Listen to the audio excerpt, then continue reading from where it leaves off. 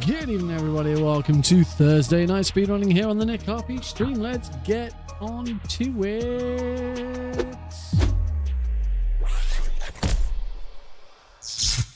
Good evening, everyone. Welcome. Welcome to the stream. Week has flown by. We are at the back end of it, and I'm on holiday. Yeah, I'm finally on holiday, which is great. Oh, well, I say I'm on holiday. I've got an internal job interview tomorrow at 10:30. So yes, I am taking a very brief pause from my holiday tomorrow at 10:30, and then actually starting my holiday properly. So yay, at least something. It's yeah, it's just they're just for an internal job change. Because I'm just not enjoying my current role, and there's another role in the company that might be better for me. But yeah, so obviously we'll see what happens. I know there's a lot of candidates. I'm not overly hopeful. However, I had a chat with the manager before he went. He was on holiday this week, so we had a quick chat last week. And he said there's been a lot of applicants and stuff like that, but he sort of just sort of asked me why have you applied. It wasn't a proper interview, just a chat. But he did say that it's kind of an up and coming thing. The department that they're investing in. So at the moment it's just him and one other. That's who they're hiring for. But he did say that even if I don't get it, they're going to be looking to expand the department, assuming they can prove the success of it and show that it's useful and it's working, then hopefully the company will put more money into it and he'll be able to hire someone else. So even if this doesn't work out, there's a good chance that a sort of 6 to 12 months down the line, the opportunity is going to come up again. Obviously, I'll go for it again and we'll see what happens. Yeah, so there's a very good chance that by the end of this, I'll have gone 0 to 2 job promotions in this past month, but at least there is a silver lining at the end of it if it doesn't happen. But yeah, that's where I'm at with that. In other sort of speedrunning project news and stuff, stuff's going well. I've got one more. Hey, Callista. I've got one more project now that is actually rocking and rolling, which is really cool. Can't say what it is yet, because it hasn't.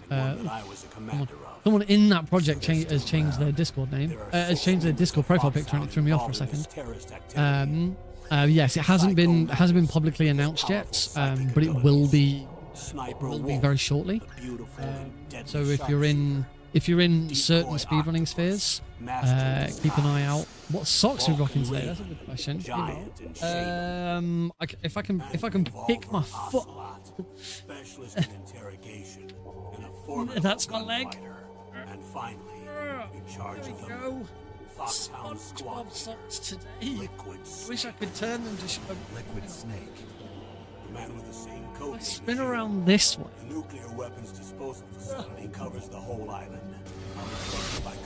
Something happened to me last Thursday when I was driving home. I had a couple of miles to go. And then I kick it.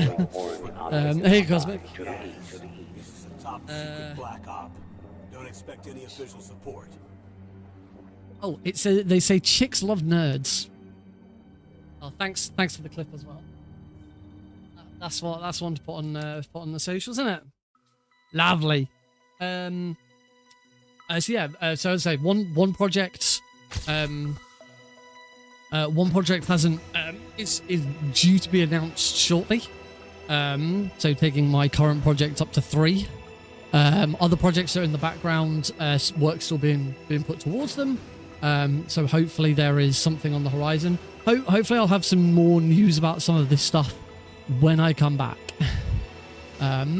Which is Relentless Good Loris Leroy Jenkins. that is a name and a half. Someone else is following me on Blue Sky. just someone who posts about being live on something. Say live now, but they don't say where. Anyway, this is besides the point. Let me sort my desktop out so I can see everything that I'm doing. I'm the cardboard box. I'm the cardboard fox.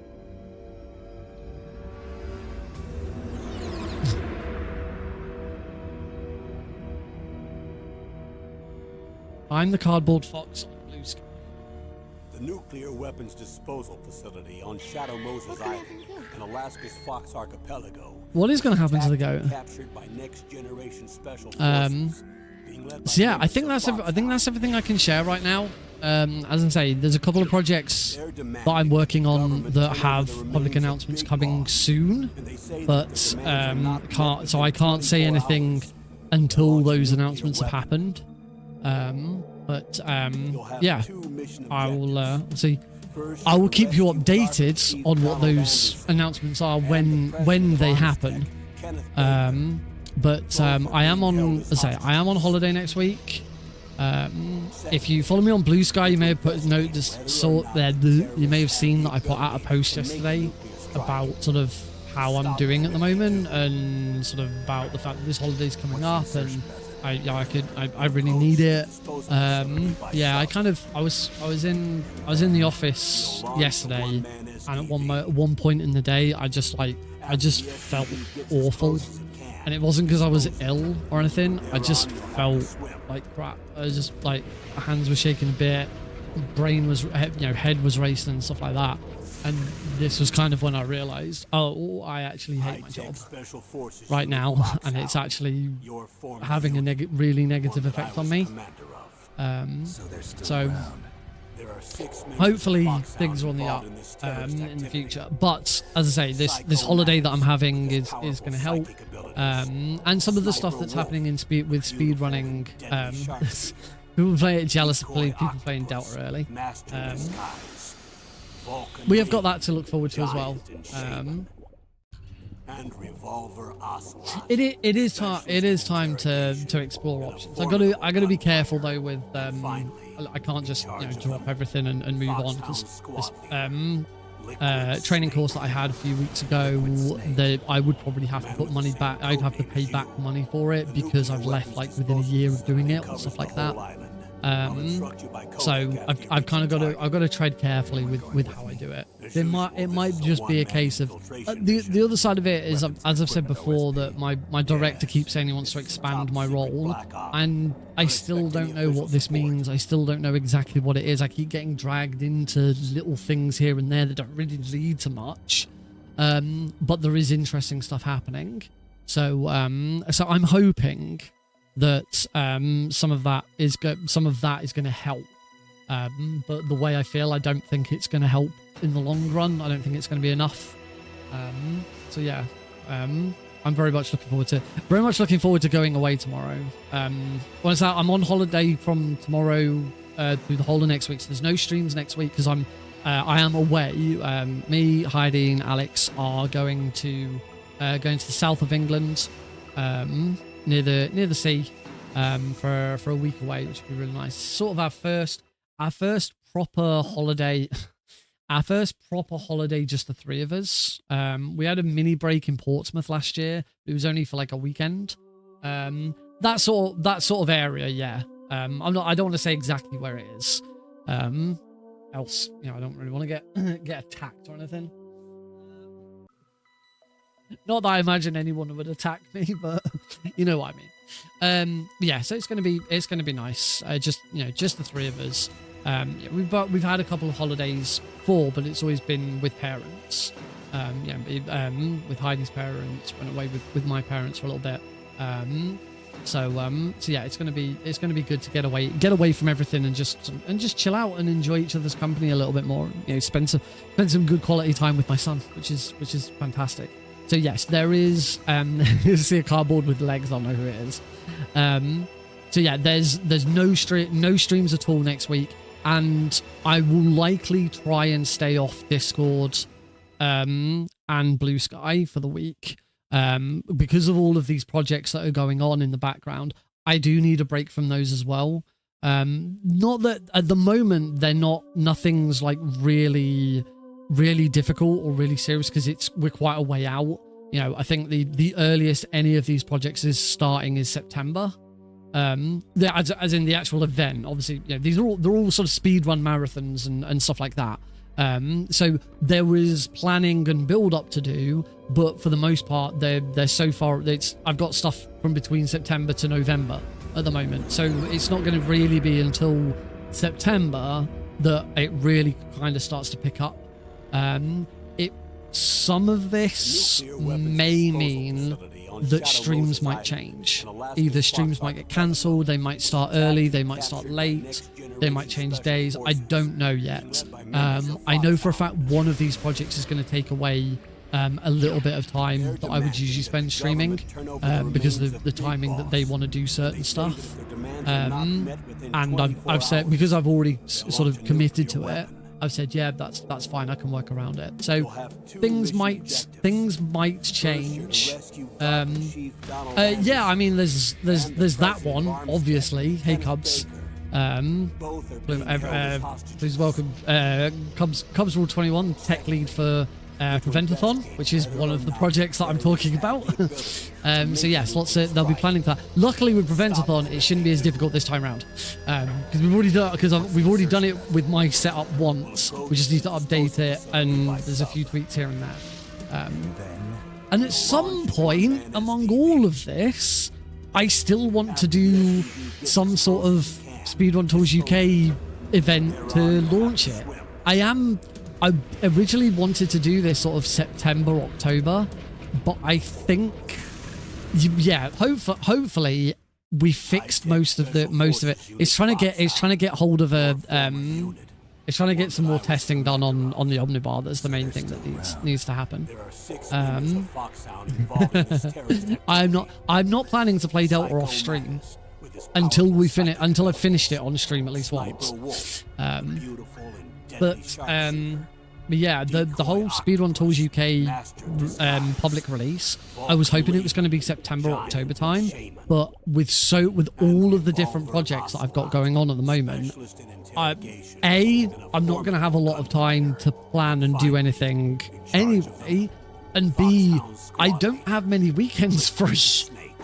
So I might have to push that release until the new year, because I do want to do something around it. I do want to do my own event to celebrate it, and you know, my own mini marathon to celebrate that.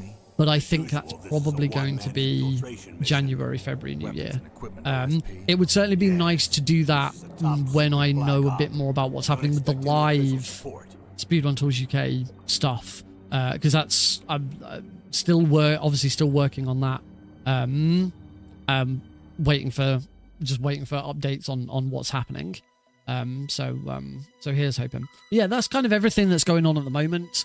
Hopefully I will have some more news for you all after I get back from holiday, because I know that there are certain things coming up that are either due to be announced, or I'm waiting on information on, or other stuff that I can't say. So yeah, keep an eye out over the next week, because I know for a fact there is one announcement coming out over the next week, which some of you will be very excited about. Some of you won't give a shit, but some of you will be quite excited about. And seeing who's in the chat already, I already know one person here knows what it is. But I'm not going to say who it is, and I'm not going to say what it is. I'm just going to say there's one person who knows what I'm talking about. And it's not my OnlyFans. That's never going to happen unless I get really desperate for money. All right, let's play some Metal Gear Solid 1 and see if I can get this bloody janky PB. Ugh. Right, you know the drill, folks. This is Metal Gear Solid 1, the PC version. It is a janky piece of mess, but it's really weird. It's really fun. We're playing the very easy difficulty, and I don't have cheats enabled. So we need to launch the game again. Okay, we now have cheats enabled. We can do this. Still cross a Nick from fooling me so utterly about Death Stranding. Why? What did I fool you with about for Death? Oh, was that when I was that April Fool's when I said I was gonna show off my first ever speedrun of Death Stranding and then just played Metal Gear Solid instead because I hadn't done it. Yeah. Plywood still hasn't forgiven me for the time where I posted for an April Fool's joke where I posted that I just completed my first ever speedrun of Metal Gear Acid 2, and then did a follow-up post showing how it was all fake. It's a janky piece of mess, but it's our janky piece of mess. Right, before we start, I'm gonna practice. I want to practice two things. I want to practice inserting the red PAL key, just because we used Pazzo's new route for this, and I just want to make sure I've definitely got it right because it was it was janky. It was janky as shit. So for inserting the red PAL key now, we go to the computer. We answer this codec. We area reloads. Call Otacon.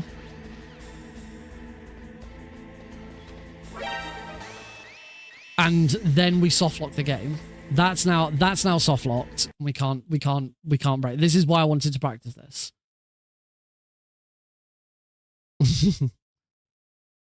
You should comment. You should comment on every single European Extreme YouTube video you can find. Speedrunners love it when people tell them how they've already beaten things or found tricks. That's the best thing that you can tell a speedrunner is find a speedrunner's video where they're talking about a trick that they've done. Find a speedrunner where they're talking about a trick that's recently been found and tell them that you found it 3-4 years ago. You just never told anyone. Because that shit happens all the time and it's really... it is amazing how... Oh, thank you very much for the follow. It is amazing how often that happens. You know, like my boba skip video, I've had like so many comments over the years saying, oh, this was known about in 1999. This isn't new. It's like, well, why didn't you say something? It's like, it's not a discovery. It's like, well, it is a discovery. You just didn't, you know, because it's only been discovered now.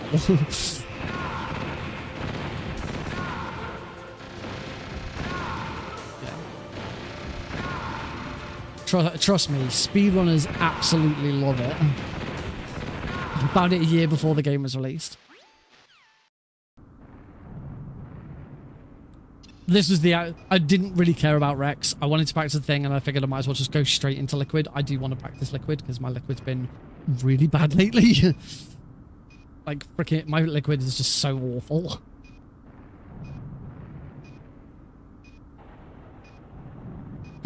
Go on to world record runs and comment trash. That, to be fair, that's better than the... There's one thing that I don't like. I don't... hang on.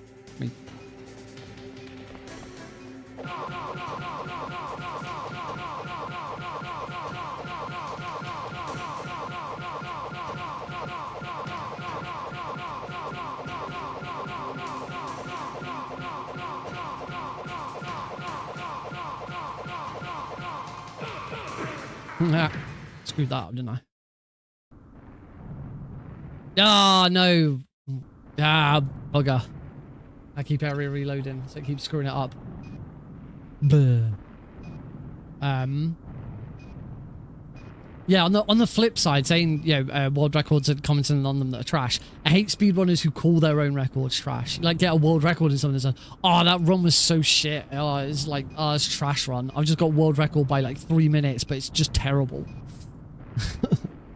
It's two sides of the same coin.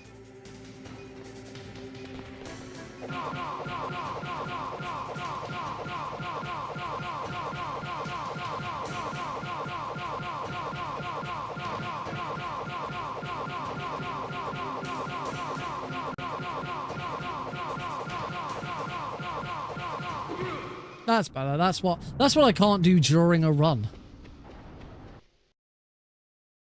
All right, let's do this. Let's go for it. See what happens. This is start. This is start.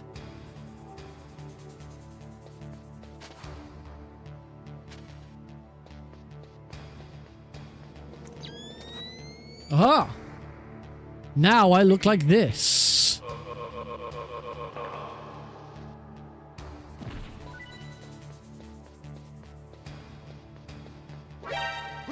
He's gonna bop me to the ground. Welcome to the void. I'm a big fan of ASCII.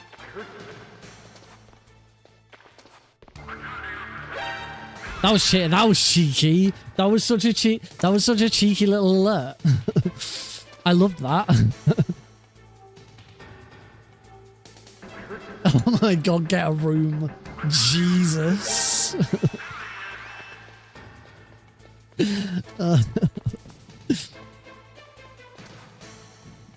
Get a room and have a cold shower.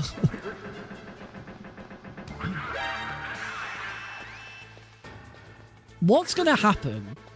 What's gonna happen to you, Wig, when they announce that they're making a Metal Gear Solid 2 remake in the same way, and we're gonna get brand new Raiden, never mind Rykov?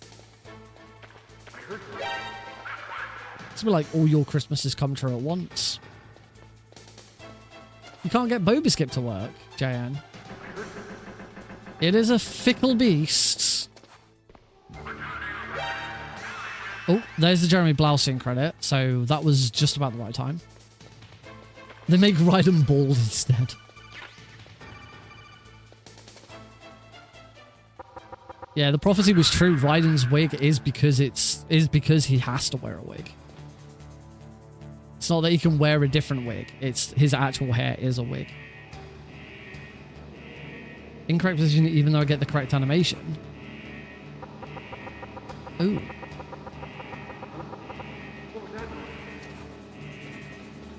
Pretty sure it was tested on every single version of the game and it does work.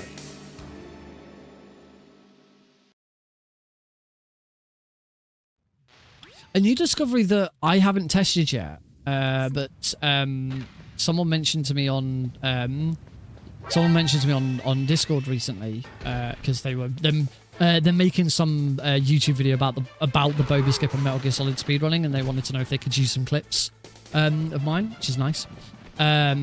They shared a clip with me showing that they took Those mice are Alaskan field mice. Don't worry, they can't hurt you. Thanks, Miller. Always good advice. They took a French save. A save file of the hey John. A French save file from the French version of the I believe this is on the Master Collection, and transferred it over to an English version. And when they did so, the Boba Skip door was just open, and you could use it as normal. Boba Skip was not required.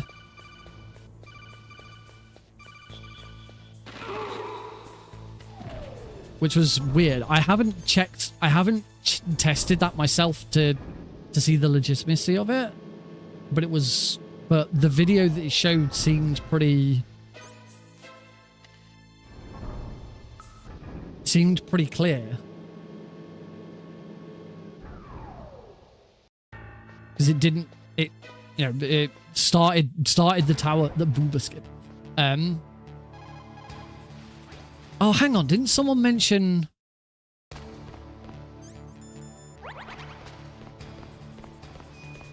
Someone mentioned... I'm stopping. I'm not... I've kind of stopped here. Somebody mentioned on Tuesday's stream. I think it was Pazzo mentioned on Tuesday's stream that codec call isn't necessary. I'm gonna reset because I've already wasted a load of time. Let's go from the south. Reset. I'm pretty sure they said that codec call is not necessary. Managed to sequence break the PAL key section, skipping Ottocon's codec call. So you just See, area reloading there doesn't work. You have to make that call. Because you have to make a call.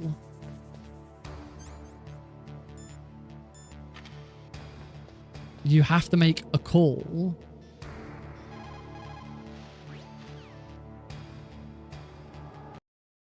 In order to progress to this point. Now this is all going to fail because I haven't taken any damage. Now you'd reload here to bring Johnny over. Yeah, I'm sure Pazzo mentioned that call wasn't necessary, but I don't know what else you're supposed to do. I'm just gonna have a quick look at the. I don't know. I'm gonna have a quick look at the current world record. I wonder if it might be something to do with all bosses, because Pazzo has done a lot of all bosses. So I'm just gonna have a look at.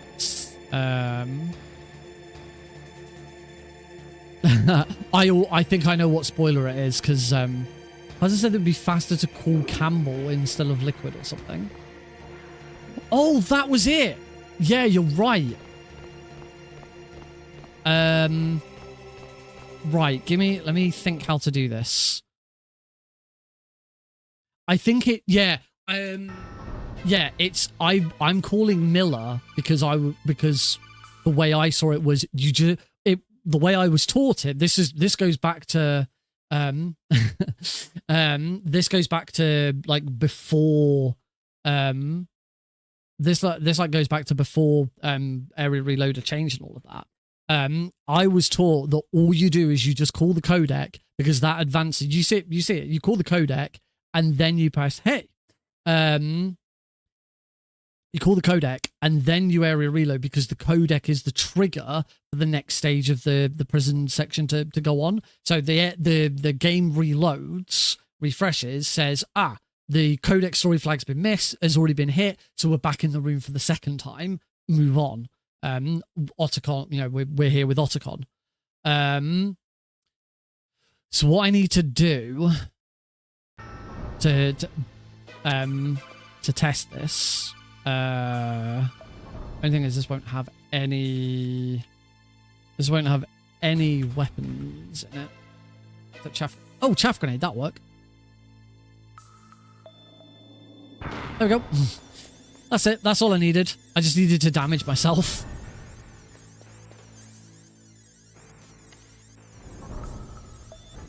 Oh, you're meeting David Hayter at Comic-Con. Sweet.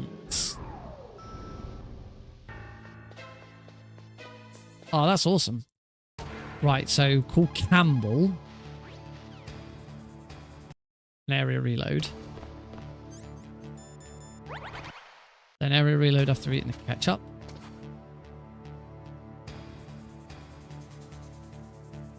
Raiden and Rykov on. I will start putting. I'd completely forgotten about member emotes, but now that I've actually got members on YouTube, yeah, it's probably going to be worth putting emotes on there. So I think now what this means now is we won't get this codec call from Campbell.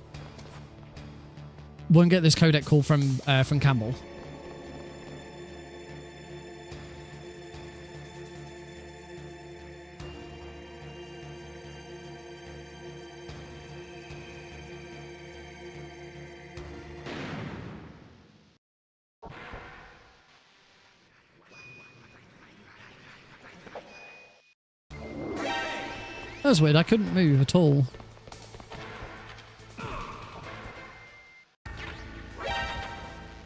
Oh, I forgot to equip the card. Cool. There we go. That is faster. There's one other thing that I do need to do, which is stop. I need to stop eating the ketchup as Otacon leaves. You want to area reload, because you have to wait like a second or two for Otacon to start leaving and get control. I just need to area reload immediately, and then you eat the ketchup once you're with Johnny. Pretty sure that works. I'm gonna try. I'm just gonna check that does work, because I don't want. Oh, I need to close Steam. causing me some problems. Right. That'll be awesome. Oh, congrats, dude. Okay, so we go in.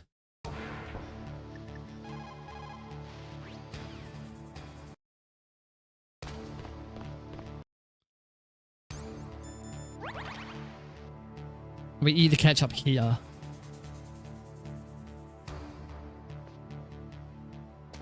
This should still work.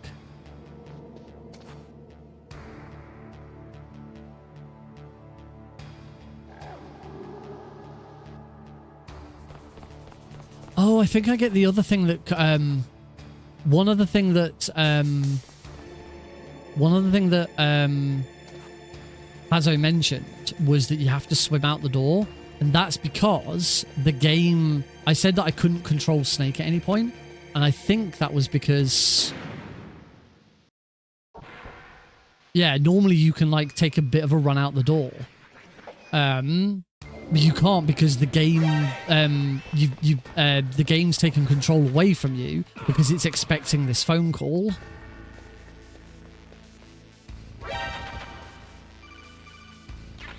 That's too far over. I don't think I've got a card. But anyway, we're good. I know what I'm doing now. All right, here we go. In 3, 2, 1, go. Start. Gone.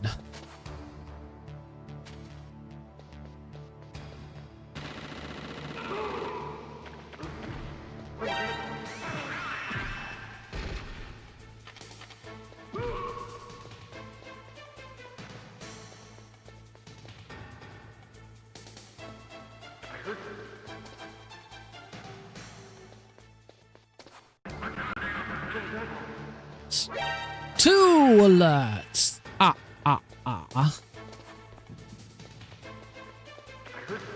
Run all the way around.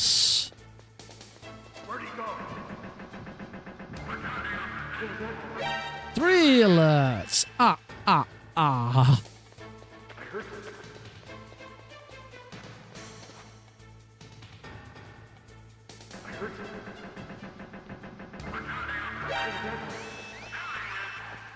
4 alerts. Where'd he go?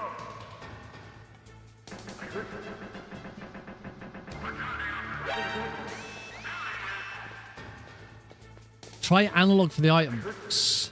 Approach someone from the left, you can turn it into a tighter angle than normal. Ooh. That sounds like something that I could really, really mess up badly with.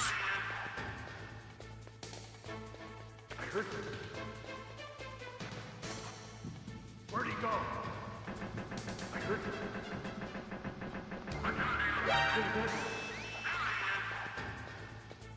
Simon, what are you saying? Maybe we'll get that as a redeem. As a redeem. Oh, you said, yeah, never mind. I've just realized. Ignore me. I've realized what you were saying. My problem is I'm really bad at using the analog stick because I played for so long using the D-pad. I'm really bad at using the analog stick to go in the direction I want to go in. But I definitely understand what you mean.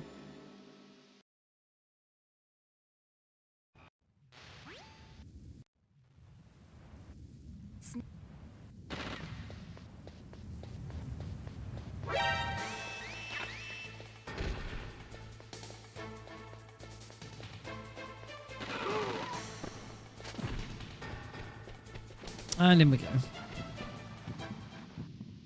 So far, so good.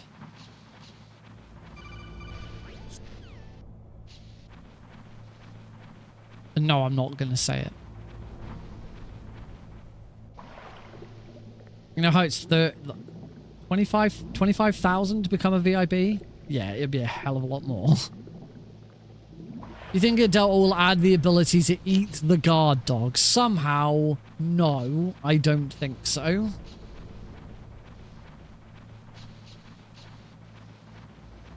I very much doubt that is what's going to happen in Delta. Remember, it's a Japanese game, not a Korean game.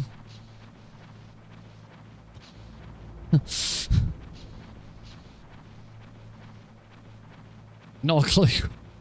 Depends where you pre-ordered it from.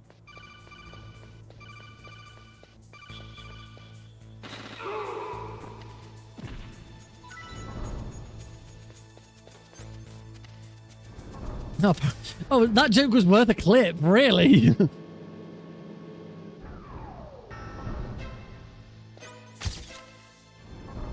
Thanks, Johnny.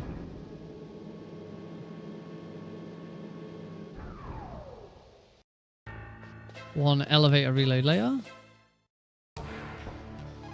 Right, called Campbell.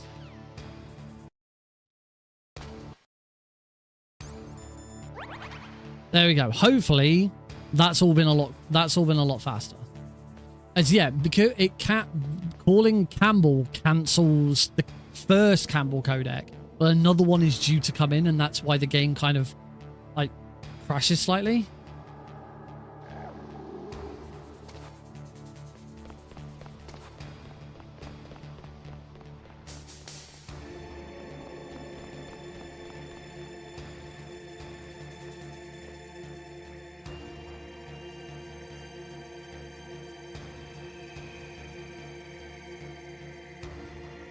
So hopefully this works. Yeah, it does.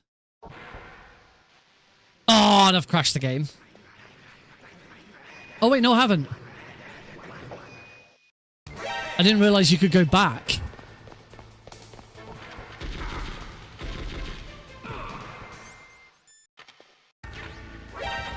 You mean like that? That was awful, though.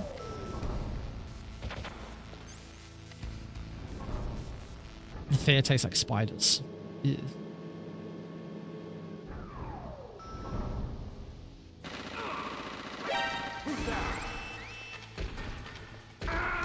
I knew that had gone horribly wrong. And now I've crashed the game because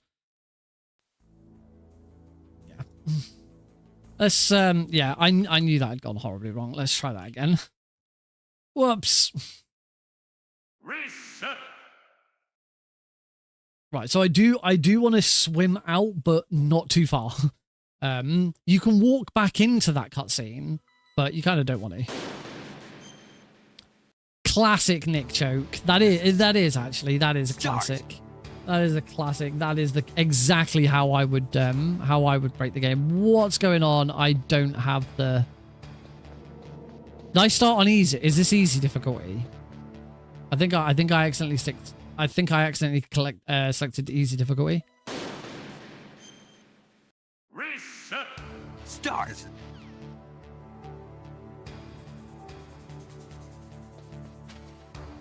I definitely selected. Oh, I wasn't actually. I didn't have the game focused.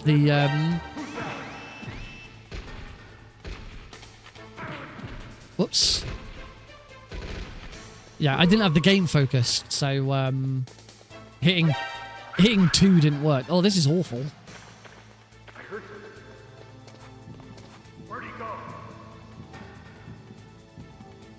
Kept calling Raiden Raiden. That is horrible. How can you make that mistake? One of the things Metal Gear Solid 2 is one of the things Metal Gear is known for is, you know, its abundance of voice acting, codec calls. Like how many times has he heard the name pronounced Raiden but still thinks that it's supposed to be Raiden? I mean, I understand why he thinks that it should be pronounced Raiden, because Raiden from Mortal Kombat is spelt the same way. But yeah, how can you keep getting his name wrong when it's spoken so often?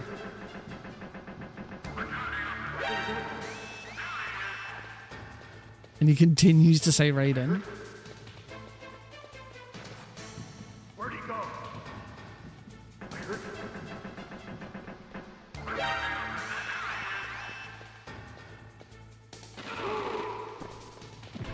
Right, I've still got 6 alerts, so I'm still okay for alerts. I'm still on track. That was a bit of a messy start.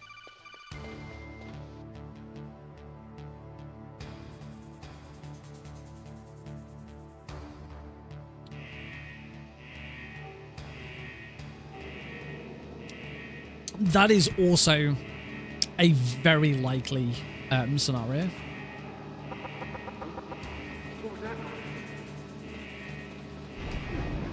I'd do it.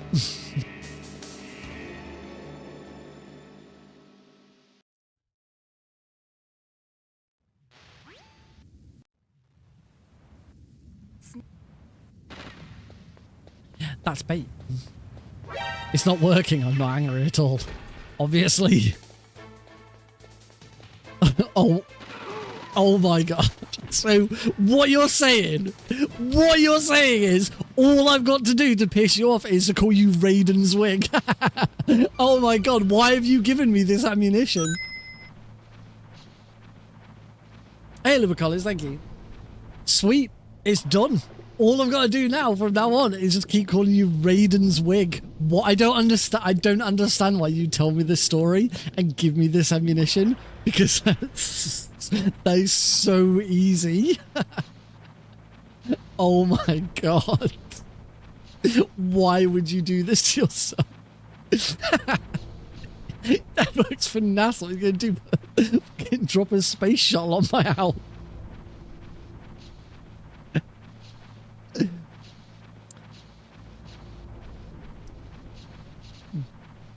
You know what? I don't think your dad does work for NASA. Raiden's wig. You proper screwed yourself over. Ah, the dummy fast elevator.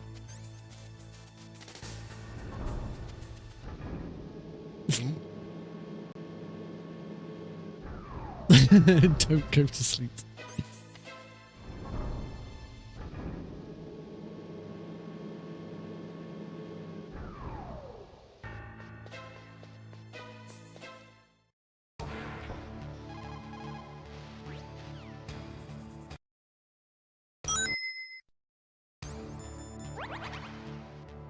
Nothing like a bit of gentle bullying.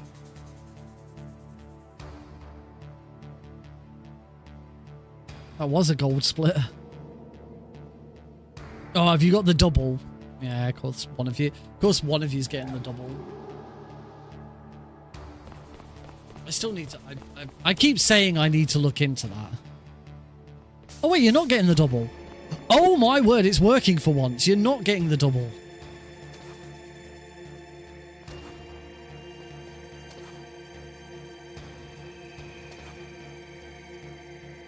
Ah, I didn't do it in time. Oh well. No, yeah, we're not actually getting the double for once.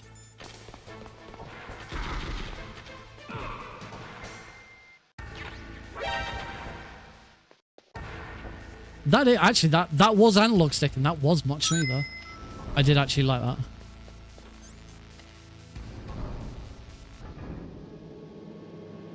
So yeah, managed to save just a little bit of time.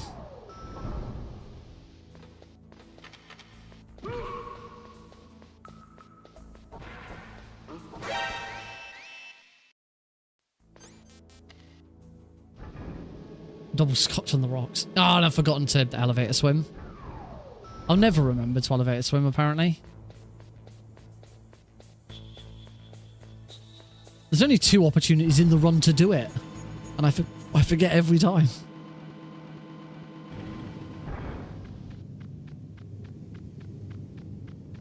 Hey, Sanjay. Can't believe we've not got the double today. The system works. I wonder if it's because of my new thing.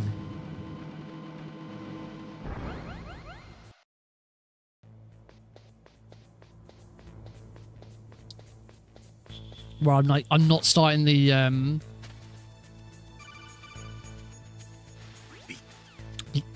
I'm not starting the YouTube vertical stream until like there's a, oh, I've gone the completely screwed myself over and went the wrong way.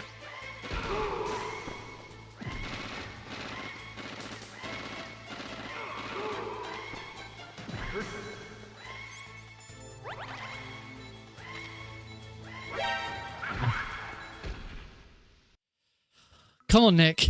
Remember what we're supposed to be doing. Yeah, I'm starting to try and do this thing where I don't start the YouTube vertical stream until like there's only a minute left on the clock. I don't know if it's a YouTube thing or what.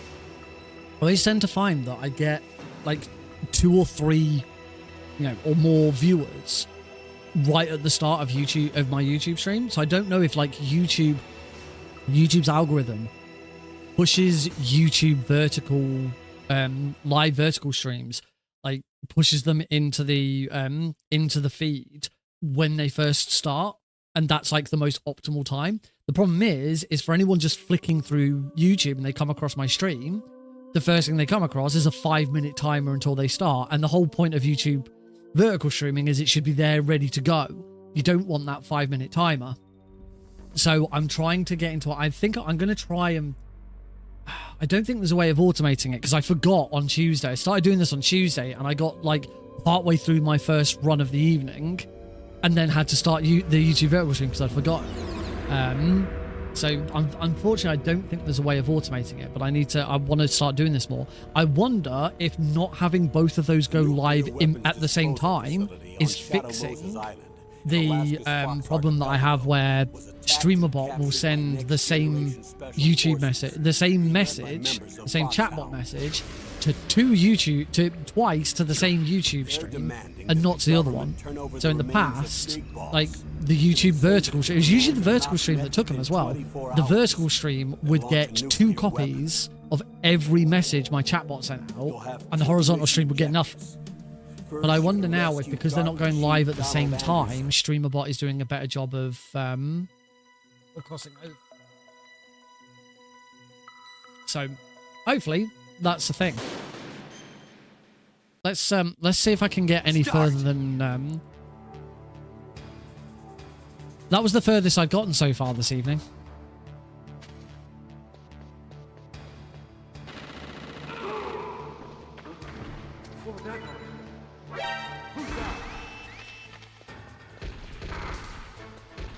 Whoops.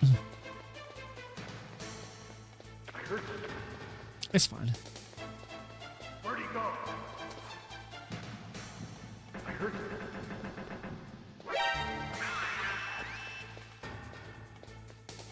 I heard you.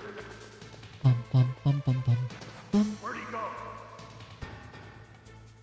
Bum bum bum bum bum bum bum bum bum bum.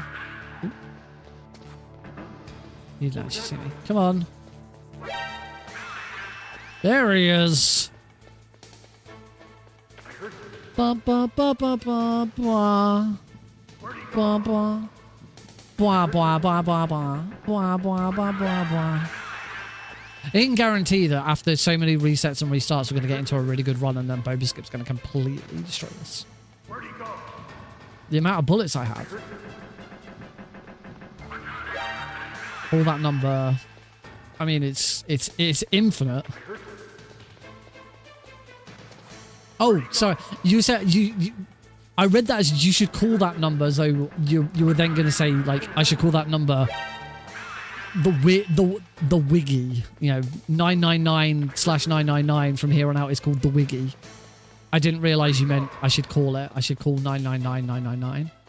Don't know what would happen if I called 9999. Obviously, I know what would happen if I called. I know what would happen if I called 999. I don't know what would happen if I called 999,999. Anyone ever tried it? I don't want to try it. Sounds like something I'd get in trouble for.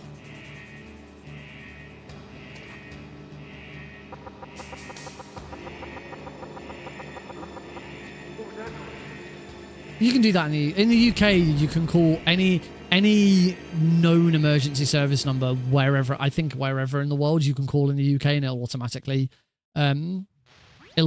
transfer you to 999. So yeah, in the UK you can call 911 and it'll just send you to 999. 112 is the other one you can call. I know that one.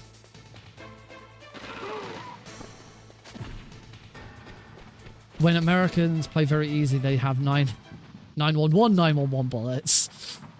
Haha.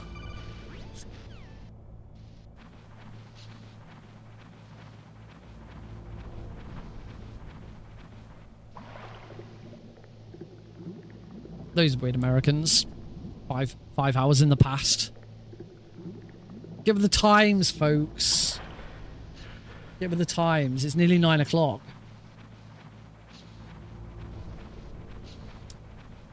Ooh, look at me. It's 4 p.m. No, it's not. It's 9 p.m.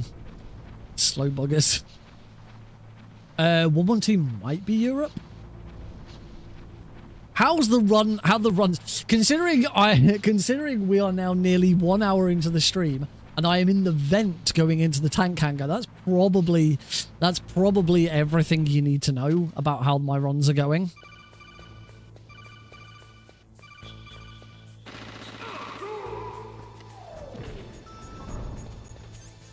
There is one other time save. One other time save there that I really should have a go at, which is pushing the button and then turning around and killing the guard, so that you're killing the guard whilst waiting for the elevator.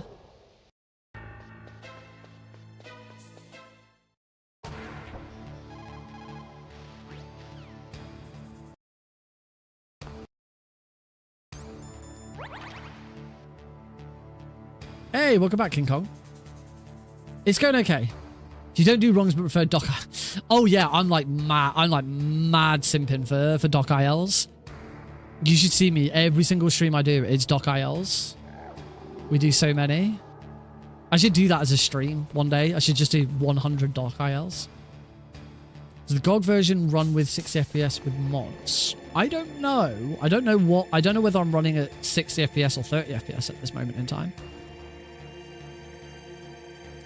Keep on swimming, keep on swimming, keep on swimming, swimming, swimming. Right. All I want to do is just step out the door slightly. That'll do.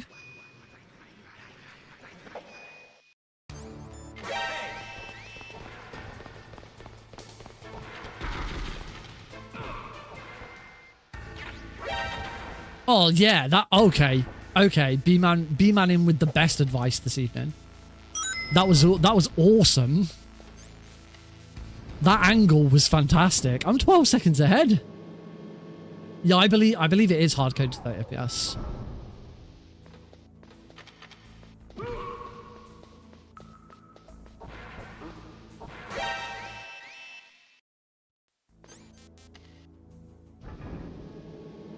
Or I quickly remembered.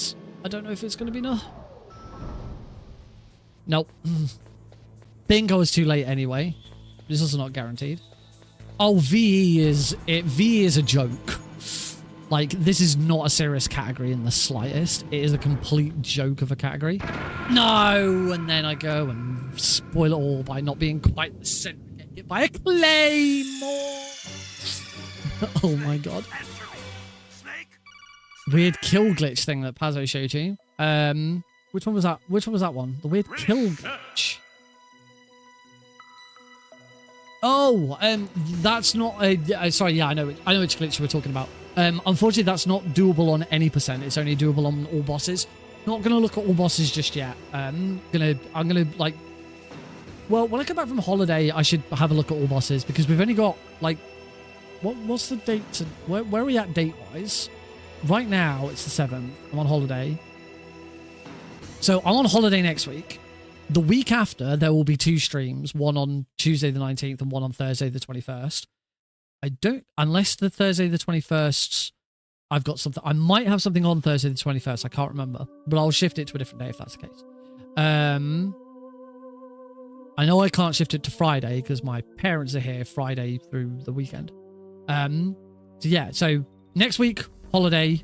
Week after that, we could do some more bosses. Week after that, Delta's out. So we've only got 1 more week of Metal Gear Solid 1 after this. Start. And yeah, with all bosses, in very easy, there's a lot to look at. Oh, I was actually hoping I'd get an alert from him.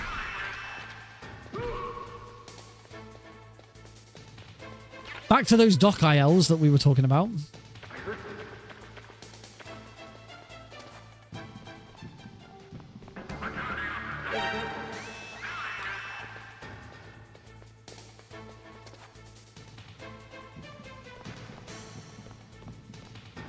I am quite enjoying my my snake eater break. Yes, I have it pre-ordered, so I should have it on the Tuesday. Which reminds me, I need to make sure I'm not in the office that Tuesday. Or if I am in the office that Tuesday, I need to make sure my computer is on and I have access to it remotely so that I can start installing it. Where'd he go?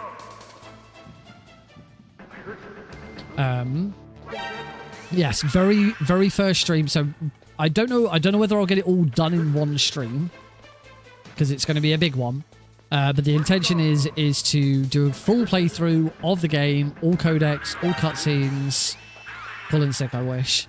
All codecs, all cutscenes, and get every keratin frog and every Gakko duck on the first playthrough. There won't be a speed run, but it will be Doc Isle again.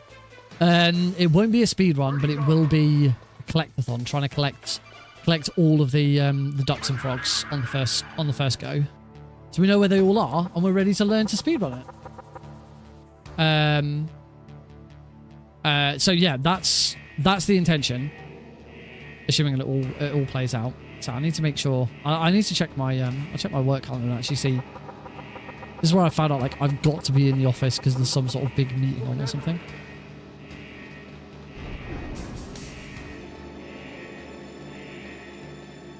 It's been a while since I've watched the cutscenes. I still don't have the achievement on the Master Collection for like getting all of the hidden cutscene bonuses. You know, like where you can like where the game doesn't tell you that you can go into first person and look at something.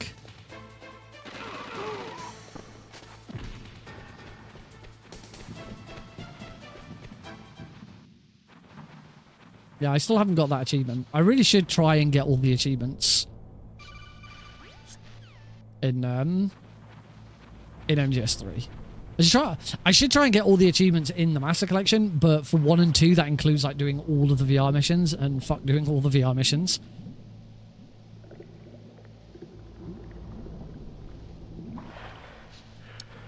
I don't have a PS5, so no.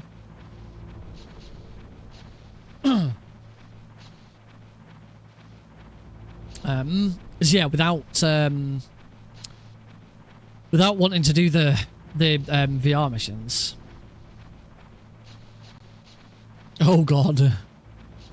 I've heard MGS1's fine on Switch, but 2 and 3 are not good. Do you not have to do them all on Master Collection for any achievements?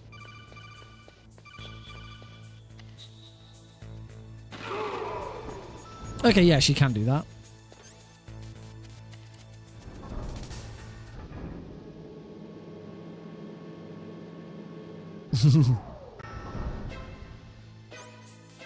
I don't know if anyone has attempted has done any research into the Master Collection on Switch 2. I imagine it runs great on Switch 2.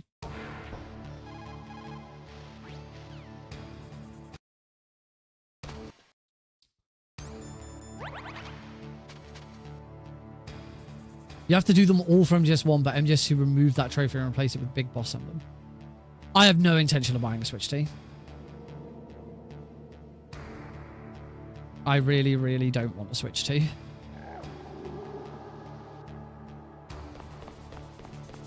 I don't see the point. It's so expensive for it. If I was gonna, for the stats of it, there are much better. There are much better, like handheld handheld PCs. I'm trying to think, like ROG Ally, Steam Deck. I'm trying to think of what the actual term is. I've got to stop getting... I've got to stop getting shot by you. I knew I'd fuck this up. Back to those ILs. Yeah, the games not being on the cartridge is a massive turn off. In not all of them, not all games not on the cartridge, but a lot of the time.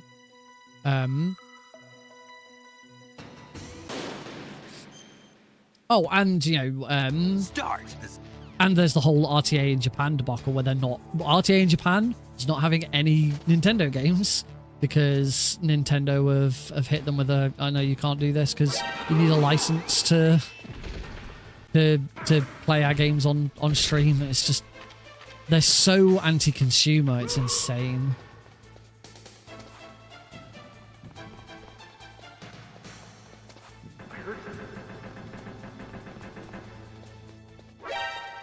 Oh, that didn't count. That was too late. Oh, screw this. Come on. Come on, get in the game. Get in the game. Right. Come on. What company did I say? Nintendo? What the hell are you doing? Good. That is a very good question. What the hell am I doing? With everything. Not just this game, but with my life. The start. Yeah, so RTA in Japan is not allowed to. So if you don't know what RTA in Japan is, it's basically Japan's version of GDQ.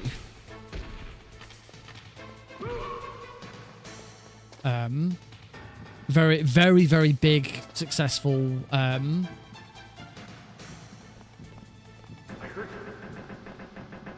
Very, very, very big and successful speedrunning marathon in Japan. And yeah, because Nintendo Nintendo basically requires any content creator to have a license from Nintendo to stream their games. Never heard of them. So if you're a content creator and you want to stream Nintendo games, technically you should have a license. And there was a couple of years ago when Nintendo started going after some really big YouTubers, and started like using content ID and basically screwing their channels over by flagging their videos as copyright. It is bad optics. I'm pretty sure RTA is for charity.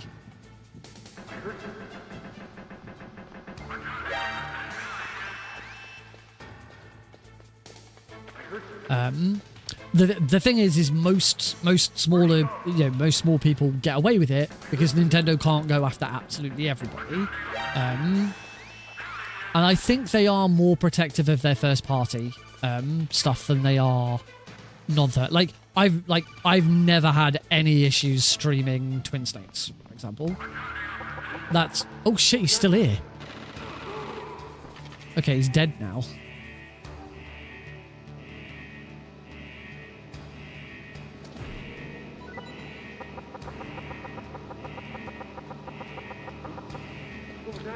I think of him if he begs his viewers for donations every day, gets annoyed at them for not donating and puts them down, and it was leaked he spent 450k on WWE champions.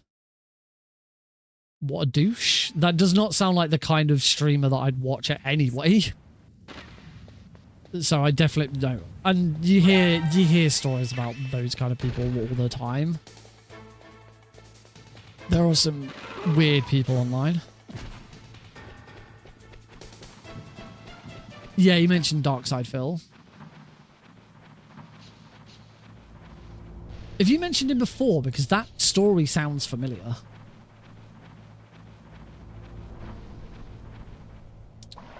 This year has been a year for like big YouTube and Twitch names like seeing their absolute downfall, and it's kind of crazy.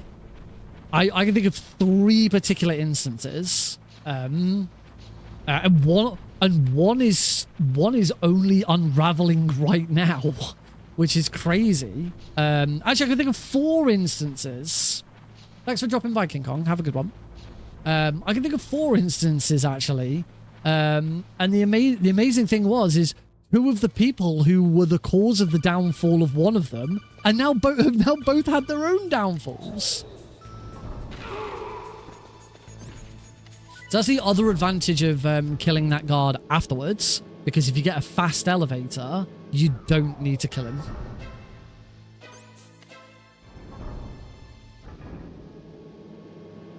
Yeah, if I get a second to think, I'll tell you what I'm talking about.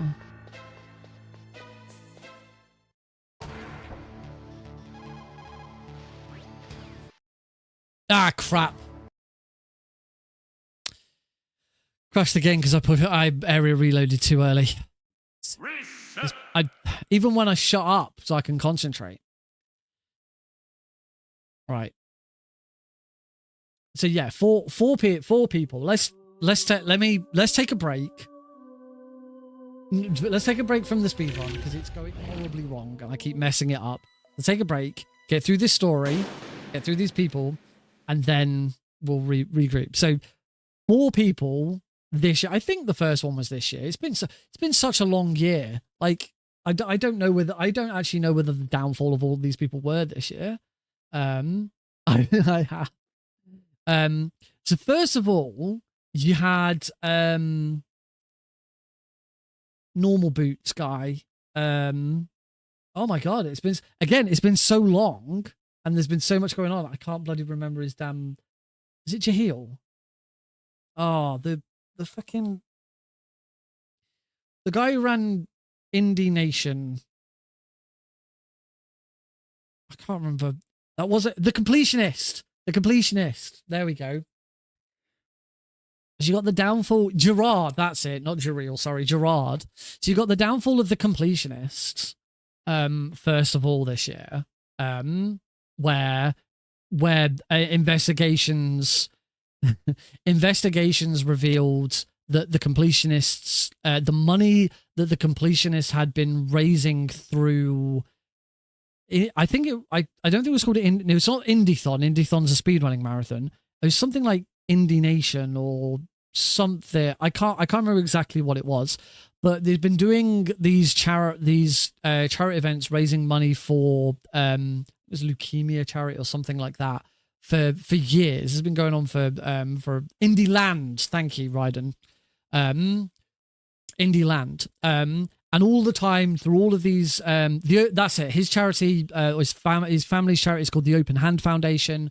And he'd been running Indie Land for all these years. And on the side, his family were also running these big golf tournaments. And throughout all of this time, they were saying that they were raising money for dementia. It was dementia charity. I knew it was something health related. Raising money for a dementia-based charity. And they'd raise tens of thousands of pounds over so many years. And then certain people, the 2 most prolific were Carl Jobst and Mutahar from Some Ordinary Gamer.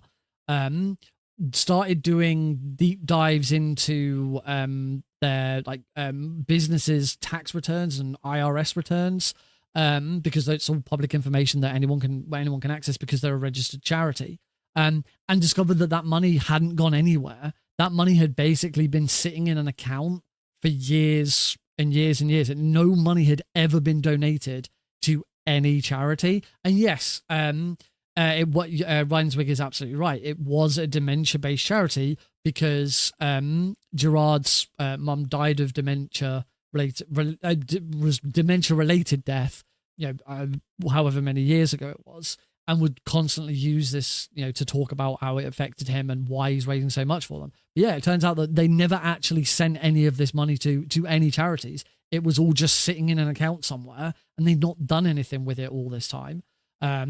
Gerard, in light of the allegations, Gerard doubled down and tried to talk his way out of it and basically just got completely cancelled. because it was all just bullshit. And yeah, that was and got removed from a video game. Was it Sea of Stars?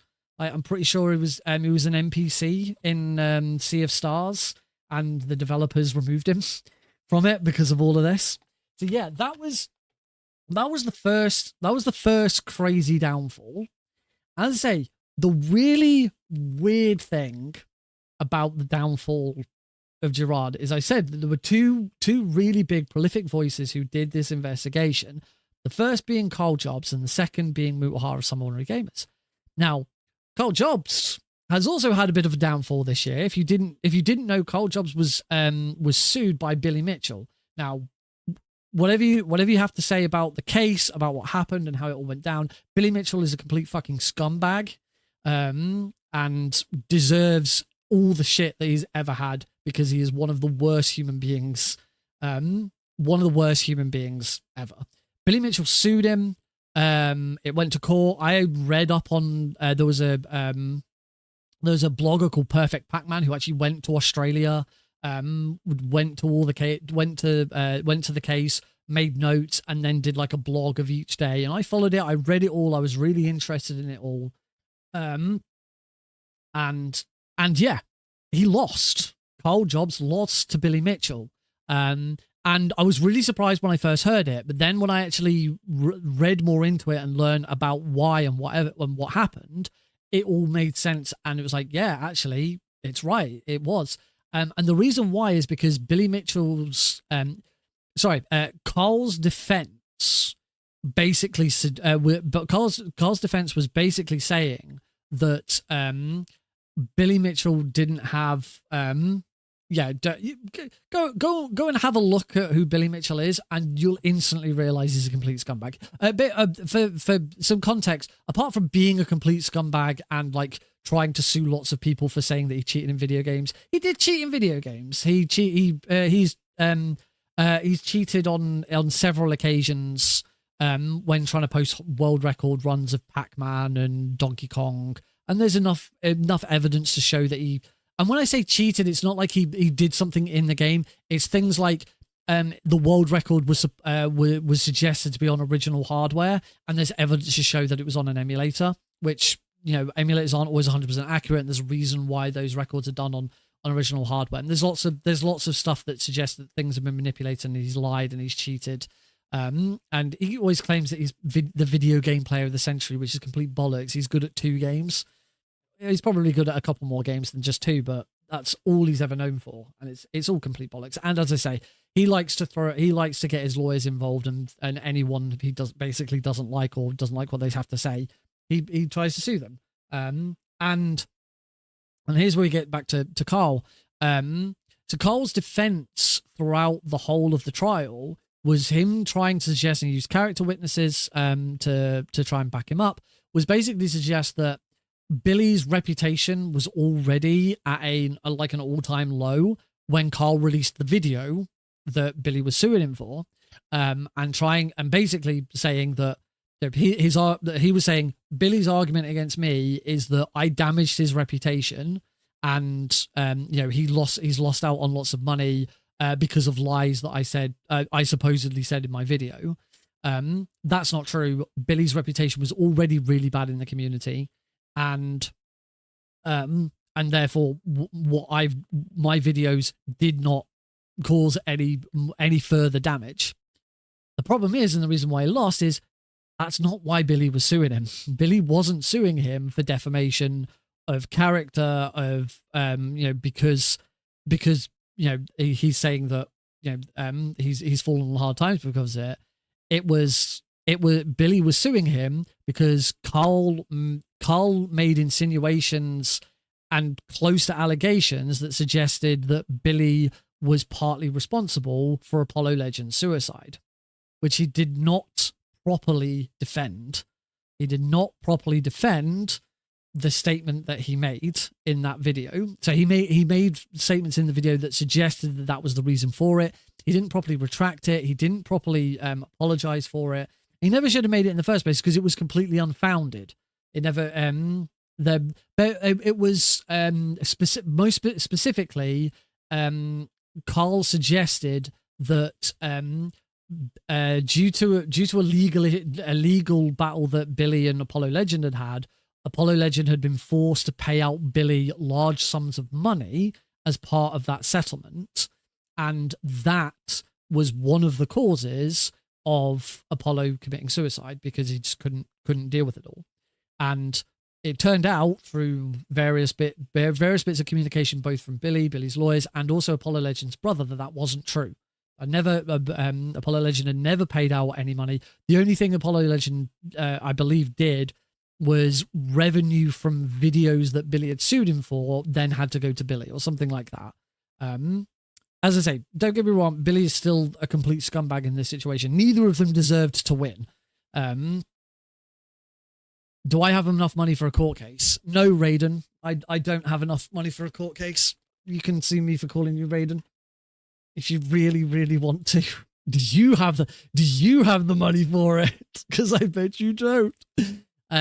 So yeah, as a result, Carl has been forced to pay a very large sum of money to Billy, and in the meantime, there have been other videos that Carl has done that has really sort of brought. I used to be a big fan of Carl Jobst. If you watch my Boba Skip video, you'll know that there's actually a message in that video directly to Carl, saying, "Hi, Carl, if you watch this and you want to make your own video covering it, because obviously it covers a lot of speedrunning stuff, if you want to make your own video covering this, please reach out to me and I can help you out with whatever you need." Carl never did reach out, but he did use clips of that video in his yearly roundup of speedrunning discoveries. Hi, Waveless. Good. Just taking a break. I'm completely screwing this run up, so we're taking a break to talk about like how crazy a year this has been with YouTube creators. But there's other videos that Carl's released where, particularly in speedrunning, people have not appreciated. There was one specific one. I can't remember exactly what it was about. It was about somebody I think it was about somebody cheating or somebody doing something, and Carl started the video by talking about someone else first, and kind of insinuated to the fan base that this person was someone that they should go after. And that person got a load of harassment and shit when they really didn't deserve it. And yeah, a lot of speedrunners came out and was very, very annoyed with Carl about that, and just his demeanor in some of these videos. And it's just, I've been completely put off. I know there's a lot of people in the speedrun community that do not appreciate Carl anymore. He does have this very, very sort of higher than thou talk about him. He always thinks of him, he always thinks that his opinion is perfect. He's very sarcastic. So he's a difficult person to watch anyway. But yeah, some of the stuff that's happened, and certainly, as I say, the court case with Billy Mitchell, what he did in that video was completely stupid and should never have happened, because he didn't have the evidence to back up his claims, and he did a really piss poor job of trying to redact it, which the judge was not happy with the way he tried to redact it. So yeah, so that was the downfall of Carl Jobst. That's two of the four. The third one you probably heard because it's all over YouTube at the moment is Pirate Software. I don't want to go into too much detail about that because the difference between Ordinary Game, not Ordinary Gamers, Gerard Completionist, I didn't really know beforehand. I'd heard of the Completionist, but I'm not interested. Carl is someone who I used to like and have since not liked as a result of everything that's happened. Pirate is different in that I never liked Pirate from the beginning.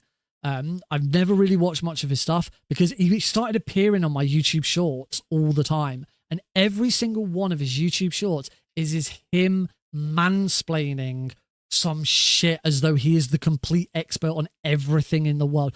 I did not know that his dad worked at Blizzard and that he worked at Blizzard. That is completely new information for me. Why doesn't he ever bring this up? Why doesn't he ever talk about the fact talk about this on his streams? People deserve to know this information. For those who don't know, Pirate never shuts up about the fact that he worked at Blizzard. for 7 years. And recently, someone did an interview with his old superior at Blizzard, who also was his flatmate for a month or so, and basically like completely dunked up.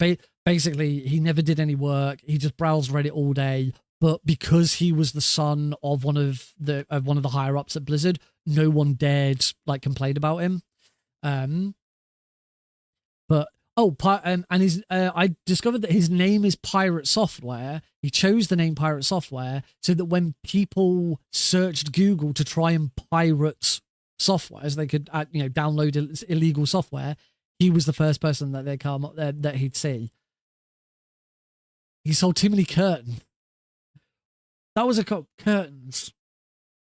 Like, oh yeah, I know that I know that reference now.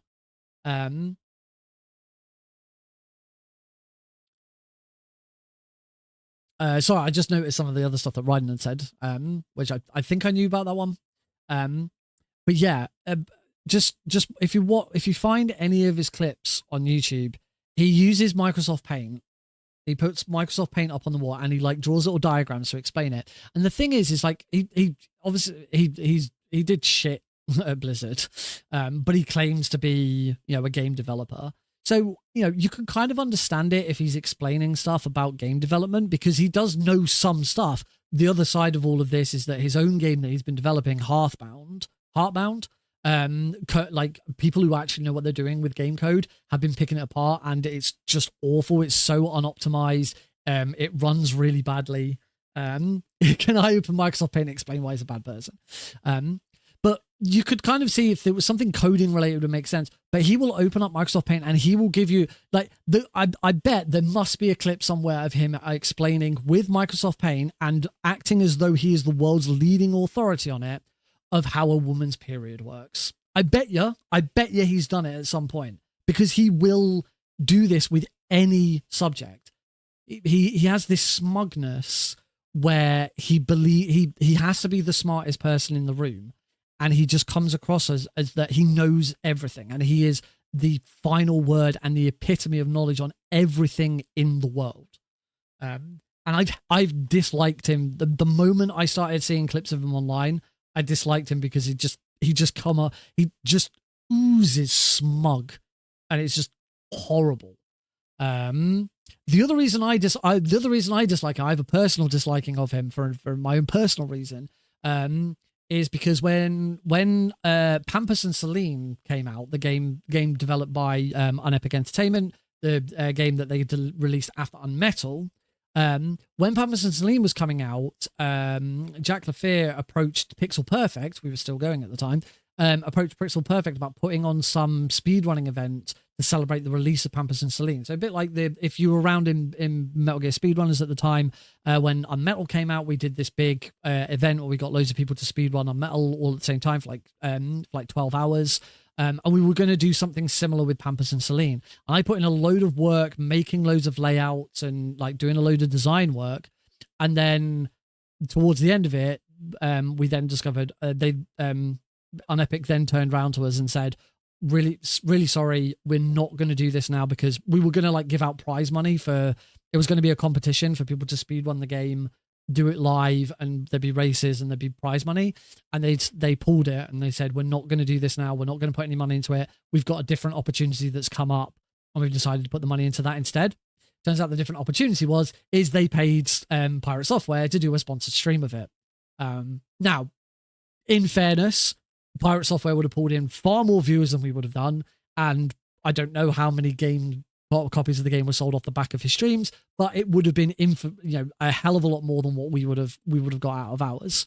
So from a business perspective, yeah, it makes sense. My learning point from that was I try not to do too much work on stuff until I know something is actually happening and I have confirmation of things before I get ahead of myself. So yeah, I had a slight disliking of Pirate Software because of that. And then after that happened, but I think probably because I must have clicked on his stream, I then started getting him coming up in YouTube Shorts and stuff like that. And that's when I really garnered this dislike of this smug piece of shit. Would I box him on a Misfits event? Probably not. I'd be terrible at people ask me this, like, would I wrestle Logan Paul and stuff like that? And no. If there's any fighting involved, no, I would not, because I am terrible at fighting. I don't think I would KO him because I am shit at fight. I am not too much of a manly man to admit that I would be shit in a boxing ring. I would not be able to hold my own against many people because I don't fight. I'm not a fighter. I'm a lover, not a fighter. Never have been and never will be.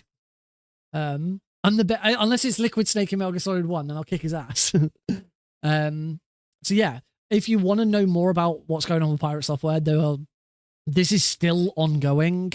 Like unraveling all of this shit about him. I'm trying to remember how the Pirate Software stuff actually started. Like what was the actual trigger? Was the actual thing that people started shitting him on it? Oh, I've remembered. Yeah. The whole reason all of this started and all of this stuff has come out about Pirate and all of these videos and stuff is because he was really, really against Stop Killing Games. There's a campaign that's been going on in the US and in Europe called, in Europe and the UK called Stop Killing Games, which is to bring in legislation and law so that game companies can't just shut video games down without some sort of long-term plan. The case example used is Grid. If you know if you heard of the video game Grid, Grid was always online. Even though it was a single player game, it was always online. And when they shut the servers down, the game died. You cannot play it. Grid is unplayable because Grid 2 exists and they wanted everyone to migrate over to Grid 2. So Grid is unplayable. It doesn't exist. The same thing is about to happen to Anthem. If you remember, anyone remember Anthem? Anthem is about to be completely dead and you cannot play it ever. And that's what Stop Killing Games is about. It's about making sure that it's not trying to suggest that servers for games have to be on forever, because that's unsustainable. Game servers cannot be online forever. But it's about making sure that developers don't put all of these promises out. And that they have some sort of end of life plan for these games. There should be an end of life. Anthem can be played single player, but you have to play it online. So there should be an end of life plan for Anthem where once it is shut down, you can rejig it so that it can still be played as a single player experience. Or even then you'd probably still play it multiplayer. You just have someone hosting a game rather than it being on a server somewhere. Metal Gear Online's a good example. Metal Gear Online 2. Unless you play the sort of reborn the fan version of Metal Gear Online 2, it's not playable. Now, an online multiplayer game like that is quite difficult because you do need servers. You can't really do peer-to-peer matchmaking. You can do peer-to-peer matchmaking. People don't like peer-to-peer matchmaking, but in that instance, it would be with MGO2, it would be like Konami giving the fan Metal Gear Online 2 community the green light and the tools to let them do it. And yeah, this is the whole downfall of games as a service, the big downside of games as a service, and it's the reason why so many of them are failing.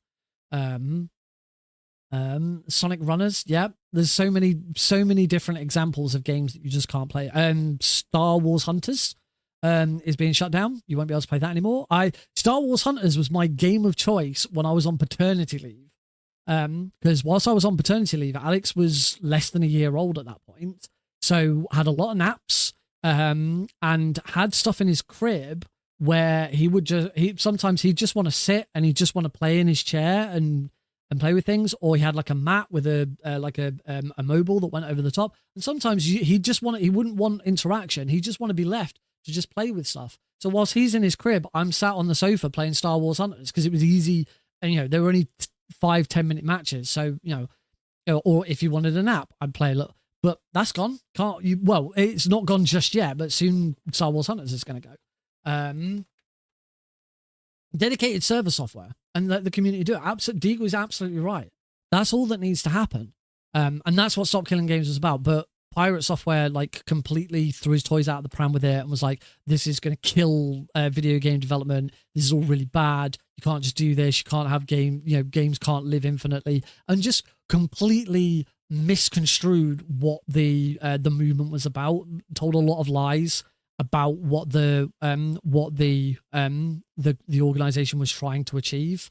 And just took everything in really bad faith, and said that he was going to try his hardest to make sure that people didn't vote for it, and the mass gaming community came down hard on him, and all he's ever done is double down, because he won't admit that he's wrong, and he won't apologize and agree, because his ego won't let him. He is so, his ego is so big that he has to double, triple down, because it's the only thing he can't.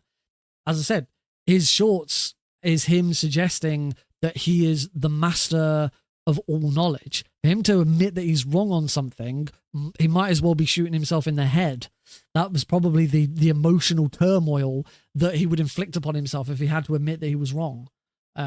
So that happened. That sort of caused this time, and then all of this other stuff has come out of it because people have been looking more into these things. He says he's a game developer. Well, that's kind of bullshit. He says that he worked at Blizzard for 7 years. That's kind of bullshit because he didn't do any fucking work. And he says that his video game can Heartbound can be run on a smart fridge. That's bullshit. It was running off a Raspberry Pi that was being streamed to a smart fridge monitor. It's completely bollocks. So yeah, that's only three. That's only three big streaming YouTuber, Twitch people. We haven't even gotten to the fourth one. I've already mentioned the fourth one, but we haven't gotten to it yet. And this is only in the last couple of days I've learned about this one. So,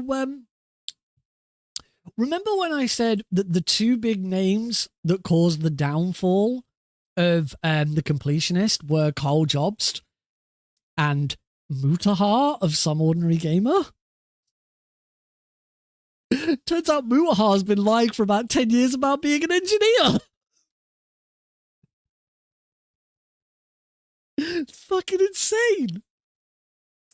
Yeah, but the guy who did this deep dive on learning that Gerard has been lying all of this time about raising money for this charity, Mutahar's been lying for about 10 years about being an engineer. He's constantly referred to himself as an engineer, says that YouTube isn't his primary source of income because he has an engineering job, and it isn't as bad. However, where he lives, I think he lives in Canada. I can't remember, but apparently where he lives, there might actually be some laws that that means that lying about being an engineer is illegal. But basically, like, he has no engineering degree. He dropped out of university his first year, and he realizes that people are onto him because there's certain videos where he said stuff in the past that he's now contradicting in the future, and he's going and privatizing those old videos. But yeah, people are picking apart that there's a lot of contradictions in things that he said over the years. Like just weird, some really weird lies that don't make any sense. There's one specific one about like, if anyone ever remembers, it was either Logan Paul or Jake Paul. I can't remember which one. They went to that forest in Japan. I think it was in Japan, and it's a forest known for people going there to commit suicide. And did a YouTube video, and they actually found someone who had hung themselves, and it was Logan. Thank you. I mean, to me, they're both the same person. Yeah. So if you remember that, when that news broke, Mutahar did a video at one point talking about it. The suicide forest. Mutahar did a video about it, talking about the fact that he'd visited that forest himself, and that he went there to do his own documentary on the forest. And like he had his camera, and he had a video crew with him, and they spent a lot of time. They had a guide showing them round, and they wouldn't get lost and all of that. And so sort of explained about this thing that he was gonna do, and the reason why he was there. And then, like, in another video, like 7 or 8 years later, the subject came up again, and he talked about the fact that he talked about the fact. In fact, actually, I think he mentioned that a very long time ago before, like, the Logan Paul thing happened. But then when the Logan Paul thing happened, he then talked about it again and talked about the fact that that he'd visited the forest, but he didn't spend any time in there. He certainly didn't go in there filming anything because, you know, he knew that that they might come across something like that, and going in there to film would have been really disrespectful. And so, you know, he didn't spend much time in the forest, didn't really go in very far, and certainly didn't take any filming equipment to do anything like that. And that completely and utterly contradicted the account that he gave of the same journey, the same circumstance that he'd said like 5-10 years earlier. And people are slowly picking apart his videos and seeing that there's so many of these little contradictions that just, in most cases, just don't make sense to, like, why would you lie about that? And yeah, so it kind of, there's not a lot of hard evidence. There's certainly enough evidence to say that he's been lying about being an engineer all this time. He's not a software engineer. He's not a computer engineer. He has no official qualifications in it, so he shouldn't be calling himself that. And you know, and there's the other contradiction that keeps coming up is that he goes on, he talks about the fact that he doesn't YouTube, thank God YouTube isn't his primary source of income. It's just a hobby for him, and he doesn't really care about YouTube and all of that. And then on the flip side, he's done videos where he talks about the fact that the comments on his YouTube videos are everything to him. Without them, they probably, you know, be crushed and wouldn't do anything. And like, his YouTube watchers are his family, and it's like these weird contradictions all the time of what he talks about and how he says. And yeah, as I say, people are picking it up. So this is, as I said, the video that I watched on that was only a couple of days ago. This is all brand new about Mutar coming out. I wasn't a big fan of Mutar anyway. I watched a couple when the whole completionist thing happened, because he was involved and he had some different information from Carl. I did watch a couple of his videos. I thought they were interesting. I thought the research that he did was very good. The reason I didn't keep watching Mutar was he has a habit in his videos of constantly using the phrase "ladies and gentlemen." Now, I don't have an issue with the phrase "ladies and gentlemen." I sometimes start the stream by saying, you know, "Good evening, ladies and gentlemen, and everyone else." And if you watch some of my videos from streams from a few years ago, you can hear the pause where I then remember to add the "and everyone else" on the end, because I'm growing as a person and I'm still learning. And yeah, it's taken me a while to get used to trying to be more inclusive with some of the language I use. So yeah, whenever I use the phrase "ladies and gentlemen," I always try and say, you know, "ladies and gentlemen," and everyone's included, whatever I do. But he constantly, throughout his video, and I'm not saying he's doing this in some sort of bigoted or I'd like to include the wigs who are watching, ladies, gentlemen, wigs, and everyone else. But he's not using it in he's not using it in an exclusionary way. He just says it all the time. And it's really, if you go check out one of his videos, as I say, the only ones that I ever really watched are the ones that were specifically about the completionist. So if you want to find one of Mutar's videos on completionist, you'll very quickly see what I'm talking about. I'll try and do a bit of talk and try and mimic the way he does it. So what we can see here, ladies and gentlemen, is that Kydron has just joined the channel and is asking what we are talking about. So what we're talking about right now is all of these YouTubers and sort of big social people who have had their downfall this year. Because what you got to understand, ladies and gentlemen, is that this is something that's been going on all year, and it's very, very interesting that this year seems to be the year of the downfall. So many different things have happened, and I don't think you guys need me to say more about how he uses the phrase "ladies and gentlemen." That was only a very brief bit of doing it, but that's the kind of thing, and that is throughout the whole video. That is every 2 minutes. It is referring to his audience as ladies, and it just grated on me. I've never seen like any comments of anyone like complaining about it, but it really grated on me how often he just kept saying ladies and gentlemen. Like as soon as the next point was coming up, it was, okay, ladies and gentlemen, let's have a look at this bit now. Or, you know, what you can see here, ladies and gentlemen, is this. It just grated on me something fierce. Very, very, very strange. So yeah, that's it.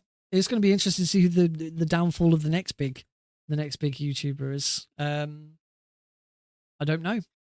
I watched an interesting video about the time that Pirate Software had a real big falling out with Game Theory and with MatPat. That was awful. He's such a piece of shit.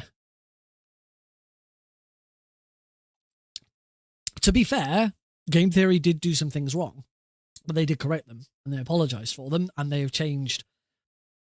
But the overall way that Pirate Software attacked that was really poor. Can we add a point redeem of you saying ladies and gentlemen? Oh my god. You know what? Fuck it. We're going to do that right now. I'm going to show you, if you've never, you know what? Should we get out Microsoft? I'm going to show you how you would set that up in StreamerBot. So we'll do that right now live so you can see. If you're someone who uses StreamerBot and you've not really gotten into like doing channel point rewards and stuff, I'm going to create that right now. But I'm going to make sure I've got Microsoft Paint open on the side so I can really sarcastically and smugly explain how it's supposed to be done. I hope I can be cancelled because I'm a big enough piece of shit. All right, let's do this. Let's have a go at making this and seeing how much of a smug bastard like Pirate Software I can make myself sound whilst I do this. And then we might actually play some Metal Gear Solid. If you're here for Metal Gear Solid, I'm really sorry, but this has become a bit of a thing. Okay, so here's how I play Metal Gear Solid. You know, you always play it in a window because you know, why would you want to play full screen? You're gonna move around, and you know, anyone who's playing in full screen is just an idiot. Quite frankly, you know. You're a garbage person if you're playing this in full screen. Don't be a garbage person. Play it in a window, like you know, like a sensible person would. Anyway, here's StreamerBot. So let's do it. We are gonna create a. I don't think I can keep that up. I really don't think I could keep that up. I really sound more smug than Pirate Software. I don't think I could keep up that level of douchebag. That's actually very difficult. So here are all of my actions in StreamerBot. In fact, actually, these aren't even all full. Like, there you go. Here's some more. What I will tell you now, just straight off the bat, because we've been sort of dealing with the fact that, there's 25 different soundboard things. Because we've been talking about the fact of smugness, I am not an expert on any of this shit. I learned all of this as I went along. Do not take me as some sort of expert on StreamerBot. I don't know everything about it. A lot of the stuff that's in here I didn't make. It's stuff that people have published. A lot of it, most of it's stuff that I've made myself. Don't get me wrong. But why am I a better speedrunner than everyone? Because I'm British. Because I'm not some American pretending to be good. Oh my god, how are people actually like this all the time? I don't know how do you have the energy to be a piece of shit all the time? It's so draining. I don't think I could do it. Now this is me humble bragging that I'm not a piece of shit, which makes me sound even more like a piece of shit. Talk about you were the first one to discover Boba Skip. I was definitely the first person to ever put Boba Skip into a speedrun. Nobody else put it into a full speedrun before I did. That's not true. Me and Jaguar King were both kind of running at the same time. I have no idea which of us actually finished first. But I can definitely say without a shadow of doubt, I'm the first person to beat Metal Gear Solid 1 on PC in under 30 minutes. That did happen. I can hold that one. I have to have something that I can genuinely have.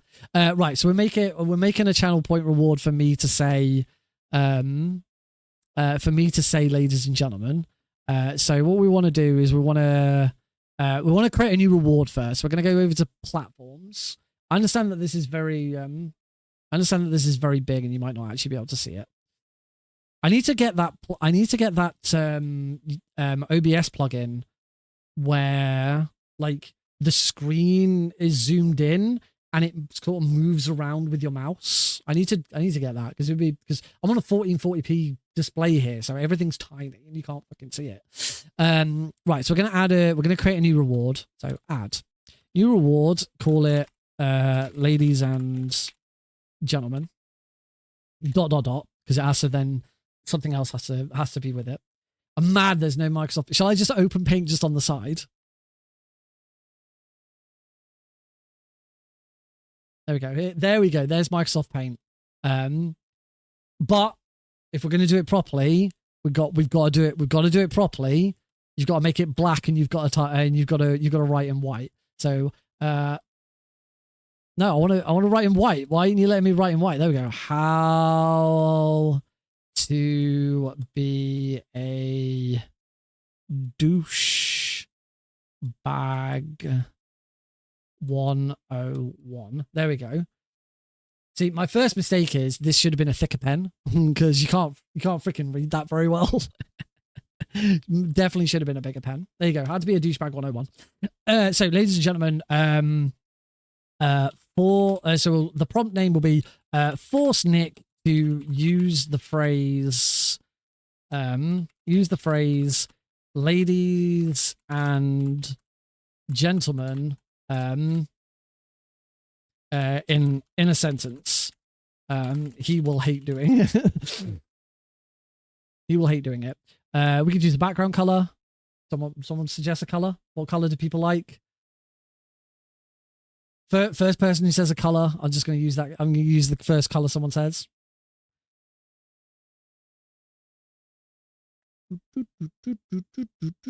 Orange. There we go. Orange. Nice orange.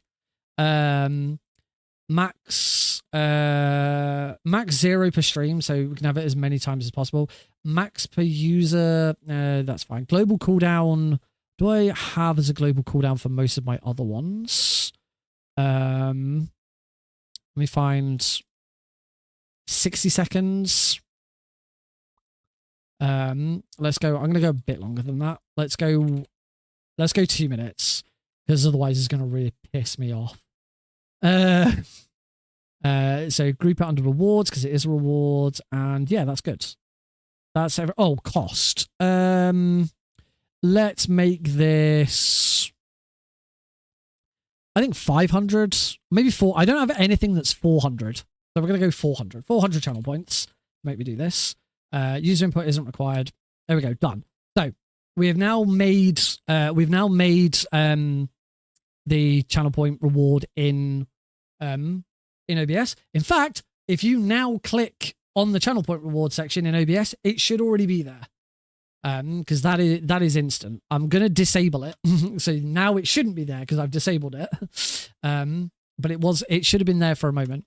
Now we're gonna go into actions and we're gonna make a command, because actually this doesn't really need an action. It's just, here's the thing, Nick, do it. But as you know, I like to have pop-ups on the screen to show what's happening, because it's a good indicator for me, because otherwise I'll miss it, and it's also a good indicator for everyone else. So what I'm going to do is I'm going to copy one of my existing ones, which I'm going to copy. Trying to octopus. Came in handy as bait. Like that. That's how I like to have the things pop up. So I'm going to copy octopus because octopus. Oh, and there's the hi people. I'm going to copy octopus because octopus is another one where an alert comes up, but nothing else actually happens. It's just a trigger for me to do something. So we're going to duplicate Opticus. We're going to duplicate octopus. Whoa, you used to work at Blizzard. So we're gonna call it ladies and gentlemen as well, so there's no confusion. So call this, ladies and gentlemen. Group Eli points. It's something that's going to be spent on Eli points. Queue alert. So it's in the alert queue so that these, you'll never ever see the pop-ups that come up. You'll never ever see them overlap each other because they're in a queue. They're in an alert queue. Yeah, we did it. Yeah, we did it. Something about octopus. Yum, yum, yum, yum. You got a free one. It's not random. It's not concurrent. We don't want it to always run. We don't want to exclude it from the action queue. So that action is now enabled. The problem we got right now is all of these things. So now we set what the action trigger is. So what triggers this action? What causes it? So at the moment, it's a reward redemption for Nick to the octopus. We need to change that to ladies and gentlemen. So that's done. Then we have all of our sub actions. So this one is Twitch C visible. So that means that when that little pop-up comes up, you'll notice that there's like a purple C in the background. That's turning that on. Text. This is the top text, which is always user. So that is why where it comes up and it says, so for example, Sergeant Deagle, it said Sergeant Deagle redeemed Ocelot Meow. Redeemed, yeah, we did it. There you go. So that user is Sergeant Deagle. That's pulling the. Oh, I just noticed that the. Oh no, I was about to say the Twitch C wasn't on there. That's because the sound alerts don't use Twitch C. They have. I have a visualizer so that you see the sound. You also see the sound go off. That's only for the soundboard ones. So text underneath. So it'll be Sergeant Deagle has requested for Nick to that's quite long. Let's change this to Sergeant Deagle wants Nick to say ladies and gentlemen. There we go. We need an image for this. At the moment, this is going to be the octopus image. I'll find something a bit more appropriate. I'm not going to do it now.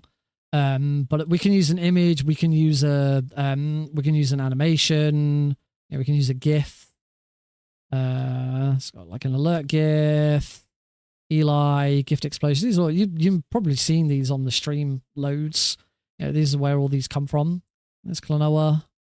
New follower, raid alert. Apparently, I've got a screenshot there. Oh, that's screenshot. Of course, it is. When you use the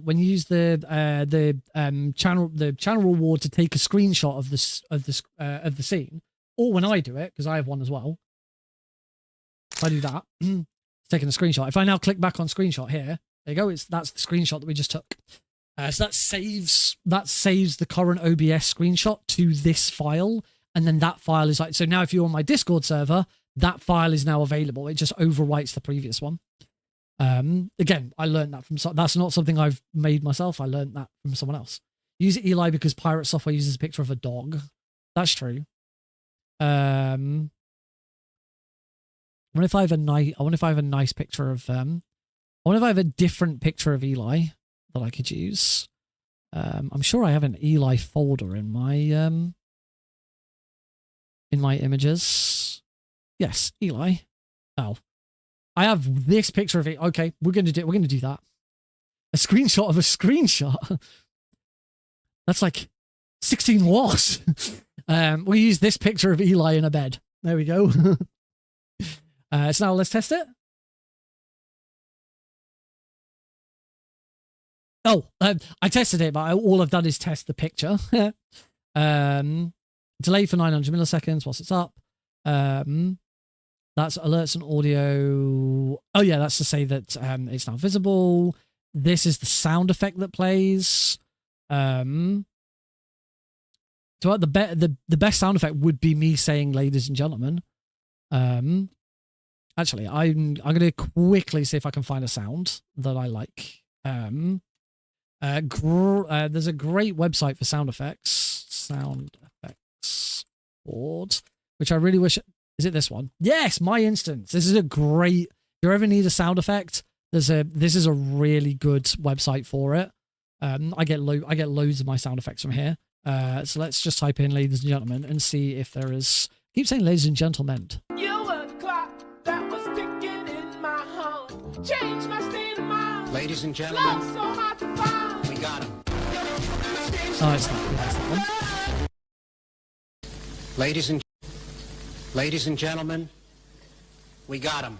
Might use that. I was hoping there'd be like a. Ladies and gentlemen. Ladies and gentlemen. Ladies and gentlemen. Ladies and gentlemen. You were the clock that was ticking. Ladies and gentlemen. Clock that was. Ladies and Which one? I don't know. Which one should we use? Got him.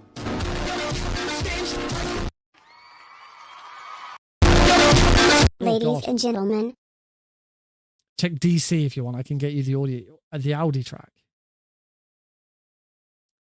Check DC. Oh, check Discord. Gentlemen. Oh, the spy scene. Oh, that's brilliant. Let's because I'll have to download that. Let's see if. Gentlemen. Fucking perfect. That'll do. Love it. Is that actually a download button? Share link. No, you just right click it and click save link as. Or do I right click save as? How do I download it?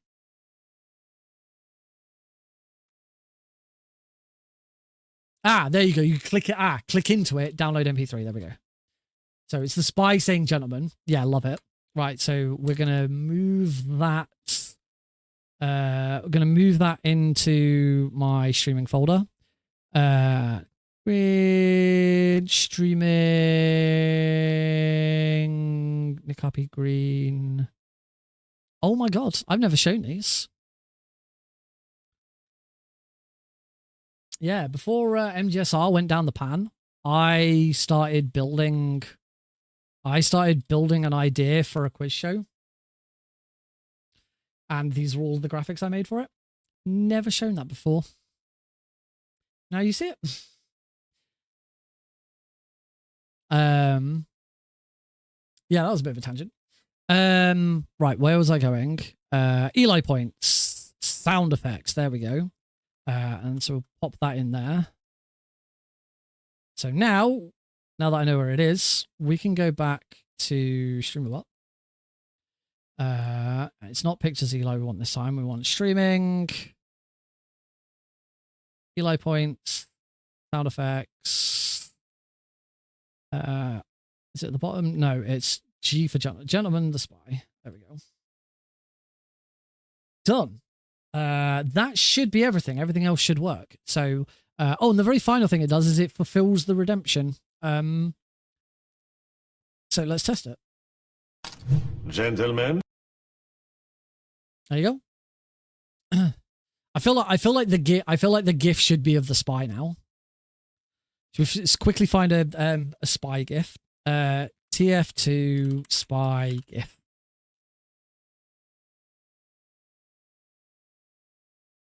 See if we can find a GIF of him saying gentleman. TF2 spy gentleman GIF.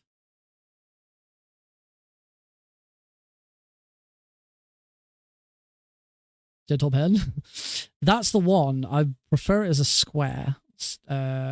So you can make it as an icon. It's that one.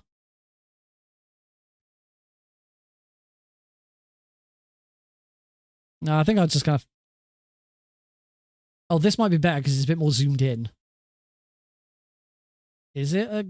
This isn't a GIF. This is a bloody video. It's a GIF. It's not a GIF.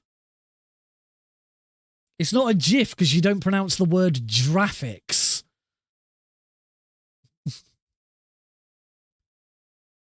These aren't GIFs. Tools. Type. GIF.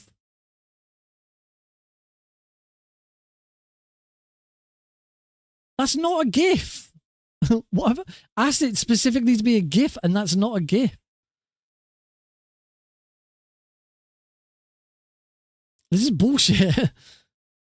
I think I'm gonna have to go with that first one. It's just, it's really, I'll edit it. I'll edit it at another time.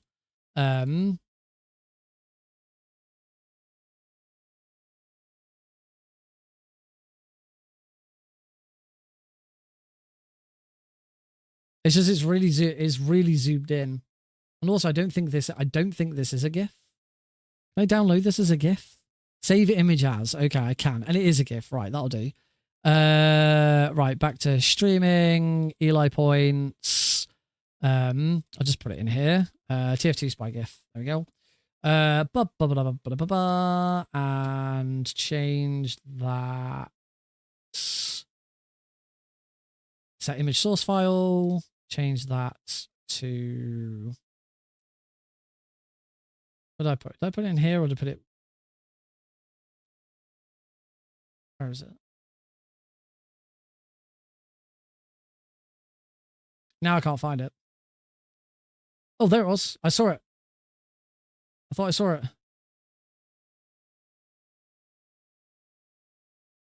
What the frick did I call this thing? Oh, there it is. There it is. Right. Done. Okay. So let's test this one more time. Gentlemen. That's not bad. That's not bad, actually. Where's your Microsoft Paint graphics?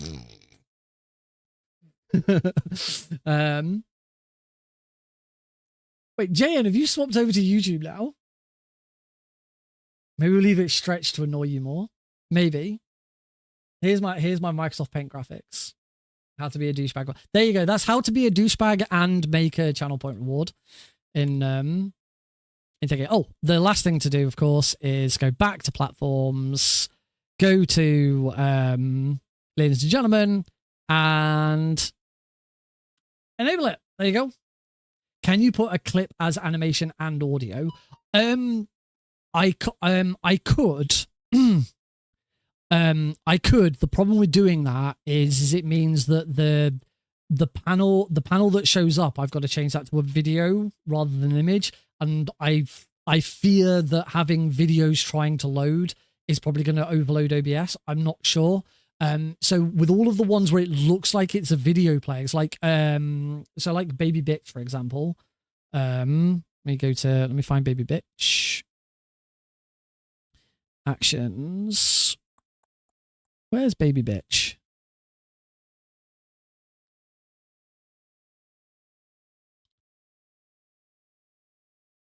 Oh, it's soundboard. That's why I can't find it.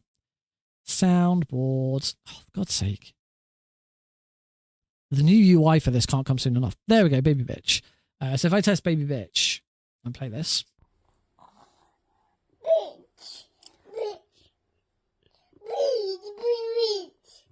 There you go. That's not a video that's playing. That is a GIF and a sound, and I've just matched them up. The way that you can tell that it's that is because you can see the GIF start over again. The best, I think, a good example of that is Metal Gear. If you watch the Metal Gear one... Did you say nerd? No, not this one. Nerd. Node. Oh. I tested Metal Gear and it... Metal Gear. Metal Gear. Oh, someone else played it. Metal Gear. Metal Gear. Metal Gear. Metal Gear. Metal Gear. Metal Gear. Metal Gear. Metal Gear. And then you can see the GIF start over again as it disappears. But yeah, I've just matched up the sound and GIF. So normally with the one that I've just done, I would go back in and tweak the timing of it. So like in this one, there's a delay here for 515 milliseconds because I've fine tweaked it. That's all right. That's all right. I did get confused where I clicked on Metal Gear and it came up with, did you say nerd? I was like, wait, is this broken? I've never noticed it was broken. Yeah, so it's got a delay of 515, like Knuckles here is 500. You can tell ones where I have matched them up because by default it's 500. Baby Bitch actually has a delay of 6.5 seconds. No, that's afterwards. Oh, there's no delay to Baby Bitch actually. So yeah, there's some where I then tweak it so that it works. But There we go. It's done. Gentle. I wasn't intending to add sound and a GIF to it, but we did because it didn't take that long. The only thing I have, there is only one last thing to do with this, which will take longer. So I'm not going to do it now, but I will show you. This is the one bit that you can't do in StreamerBot. You have to do this in Twitch, which is we go to viewer rewards, power ups and channel points, manage. If we now go, we should find that there is a new one. Here it is. So here it is in here. If I change anything in here, it will automatically update StreamerBot. The thing now is I need to add an icon for it. So I'll probably find a decent an icon of the spy, just the spy's head, and put it in. But you have to upload a 28 by 28, 56 by 56, and 112 by 112. So what I'll do is I'll find the image that I want, whack it into Photoshop, resize it 3 times, and then put it in. So when I showed some of my files earlier, if I go back into Eli points, you'll see that I've got all of these here. So like this, like here's Baby Bitch, and I've got 3 versions of it. I've got 3 versions of the audio. Diamond, there's 3 octopuses, actually 4 octopuses apparently. Oh, because I got the original. One of that too. That ahem's quite nice. Gentlemen. I wonder how long it'll be until I forget what that is. No one's going to use it for ages, and then someone's going to use it. It's going to come up, and I'm like, the fuck's that? I've just got to say gentlemen, and then eventually I'll remember. But yeah, so everything has to have these 3 sizes, which is annoying because when you upload an emote to Twitch, you only have to upload one size and it automatically resizes it. But when you do a channel point reward, you have to upload all 3 separately, which is really weird. I don't quite know why. Yeah, the weird intricacies of Twitch. So now you know. And I like to feel, I'd like to think that I managed to explain that without being a complete utter fucking douchebag. But correct me if I'm wrong. I mean, it should be live now, by the way. It should be live. No one's redeemed it yet, so I don't know if it is live. Also, I said that I've got no channel point rewards that are 400. Yeah, every single soundboard is 400. I should probably make it slightly different so it's not 400. Might make it 450 just so it's slightly different. Where are they? Elo points, ladies and gentlemen. Oh no, hang on. Platforms, Twitch. Ladies and gentlemen. Yeah, because if I order these by cost, you only have one that's 500. I tend to try and now can I draw that all in Microsoft Paint? I would, but I'm not a conceited douchebag. I try and cost my channel points based on like how much of a hindrance they are to me during the stream. So for example, like, hydrate, posture change, stretch 250 because it's just stretch, posture change, yep, hydrate. So that doesn't, I don't have to do a lot. Nick dab, just that 200. Whereas when you get up to here, like codec calls 2000 because it completely stops whatever we're doing, breaks everything down, and I have to, I have to push buttons, I have to do shit. Also, codec call doesn't work while we're streaming, while I'm speedrunning, so it never comes up. Do the octopus is 1,500 because I have to stop whatever I'm doing and do the octopus. So yeah, that's why I price them the way they are. But yeah, I'm just going to change, ladies and gentlemen, to be 400. I'll have to think on my feet. I'll have to think about how I put, and I'll try and make sure that whenever it happens, it is some really fucking stupid explanation of something. Draw how you were able to discover the vent glitch in MGS1. So you see, the thing is about the vent glitch, ladies and gentlemen, that all you have to do. Explain how he discovered the boba skip after Boba discovered it. I should do a YouTube video where I go through and I like put stupid voices on some of the terrible comments that I've had about like boba skip. I discovered the boba skip back in 1991. 7 years before Metal Gear Solid even came out, and back then I called it the loop-de-loo-de-door skip. That is probably half accurate. Gentlemen. Deagle also sent me an animation of the aha, and it's zooming in. I will turn that in. I'm going to download that, turn that in. Again, conceited douchebag time. If you want to do stuff with GIFs and make like the best GIFs ever, then there is a website that I've been using for years. And if you're not using this website, you better listen up right now. Because this thing will change the way you use GIFs forever. Another thing I can't stand is these fucking YouTube videos, YouTube ads, where it comes up and it says, hold on, before you click that skip button, just listen to me for 2 seconds and I'll explain how I started 7 different businesses and made over $250,000 in just 2 days. It fucking grates me every fucking time. That one tactic of, wait, before you hit that skip button, fucking does my head in every time. I hate it. You also made this website and programmed it yourself. I mean, I do have my own website. I'd like to say that I programmed this myself and this is all my own HTML and CSS, but it's not. I made this in Google Sites and it's really obvious that it's made in Google Sites, but it does the job. Yeah.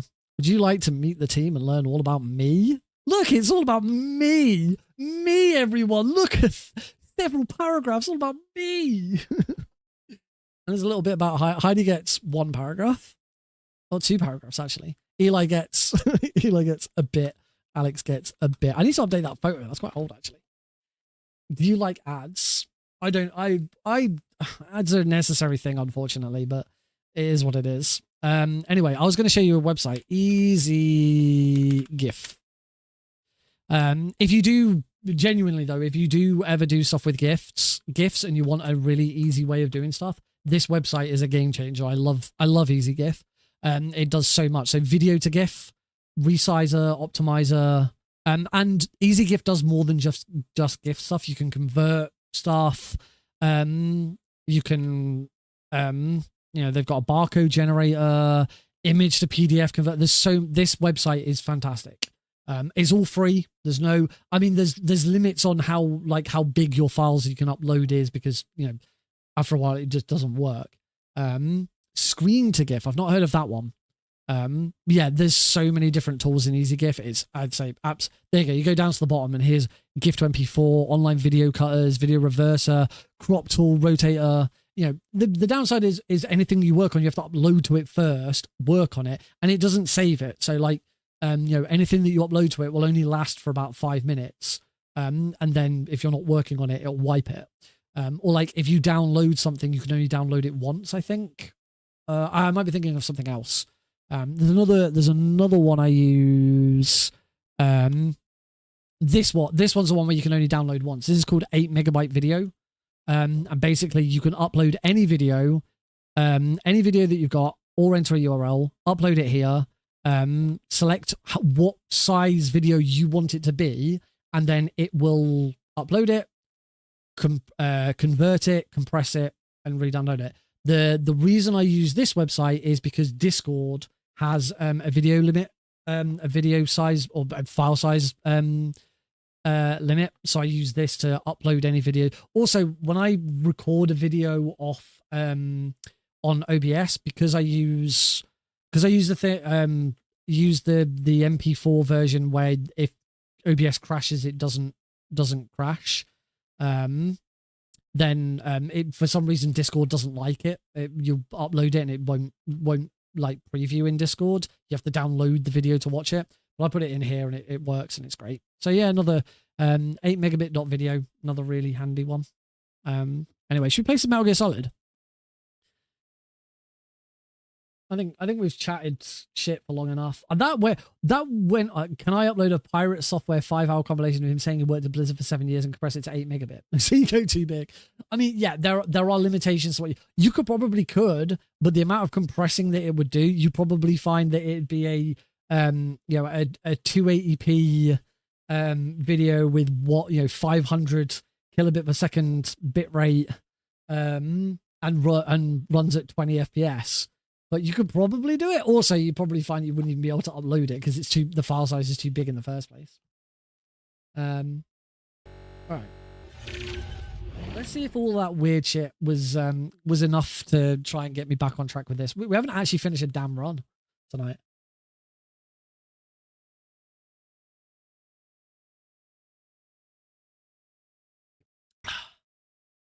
I forgot to shill today's curtain sponsor. Do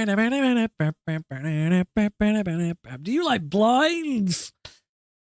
I've been approached by someone who sells blinds to partner with them and shill their products because apparently I'm someone who loves curtains and so do you.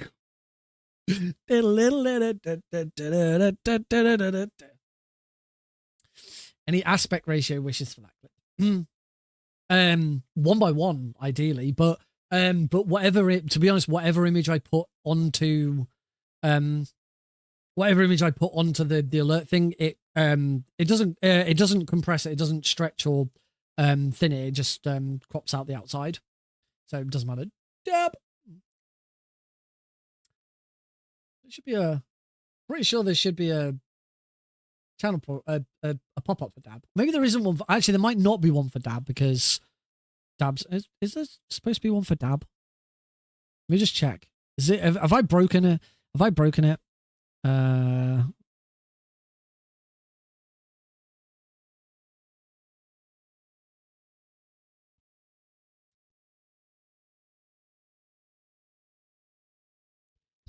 No, there isn't an action for Dab. There isn't a thing that pops up for Dab.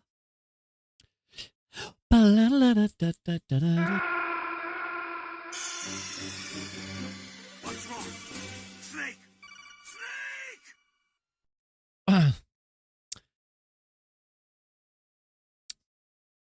Snake! Right.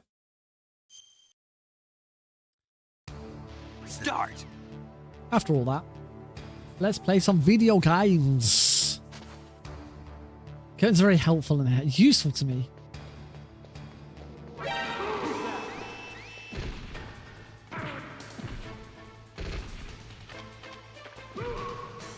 Right, we're off. Deliberately took damage there. Deliberately took damage there. We need to take some damage before we get into the prison section, so that I have I can eat the ketchup. So what we're doing right now, ladies and gentlemen, is we are doing what's called alert farming. This is the thing where we run this guard round and round in circles and get our alert count up because we want to have 11 alerts before the end of the game so that we don't have to kill a rat. Because you see, ladies and gentlemen, the rat is really, really obnoxious and the RNG on the rat can be really, really bad. If you don't know what RNG stands for, RNG, let me open a Microsoft Paint for very quickly. RNG stands for Random Number Generator. And the important thing with this, ladies and gentlemen, is that the randomness in video games is always caused by numbers. That's why we call it RNG, Random Number Generator. I think it's you don't have to be a software developer like me to know that that's what RNG stands for, but it does help. It does help. I've been a software developer for 7 years.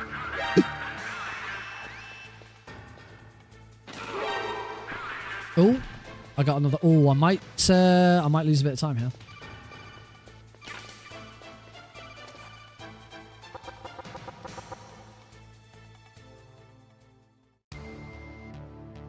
Oh, perfect. He probably did work on it for 7 years.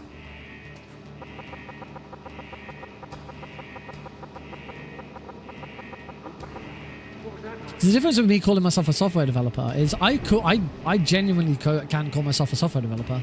I am developing software at the moment. I just wouldn't say, I would just, you know, have the caveat of I'm not a professional software developer. I do it as a hobby. I have no official training. It's just stuff that I picked up. And the stuff that I'm doing isn't particularly complicated or excessively good. It's very basic JavaScript stuff. Your dad that works at NASA. Tell about how your dad worked at NASA for 7 years. And how you're not a Nepo baby as a result. That's the other thing with Pirate Software. Constantly trying to argue against people who says that he's a Nepo baby. And he's absolutely the epitome of what a Nepo baby is. Now, if you don't know what a Nepo baby is, ladies and gentlemen, let me explain. I know a semi-professional guitar player. Well, there's a different. Whoa. There's a difference between saying that you're semi-professional. I don't know what you count. I don't know what semi-pro counts. Semi-professional. I think semi-professional means you can make money from it, but like it's not your career.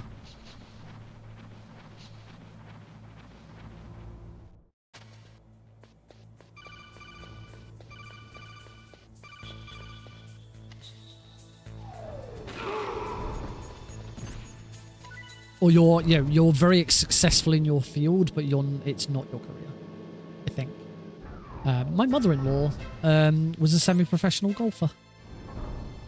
Never took it up as a career, but was in lots of tournaments and stuff. So she could definitely claim to be a semi-professional golfer.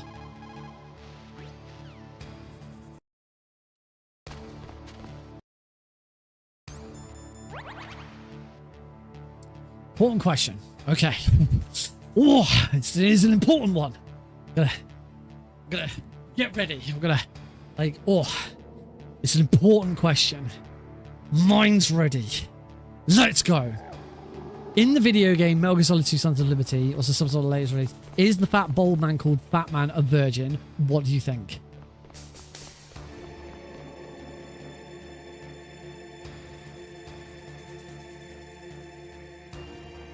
Threw up in my mouth a little bit. Ow! Can't get. I'm holding off.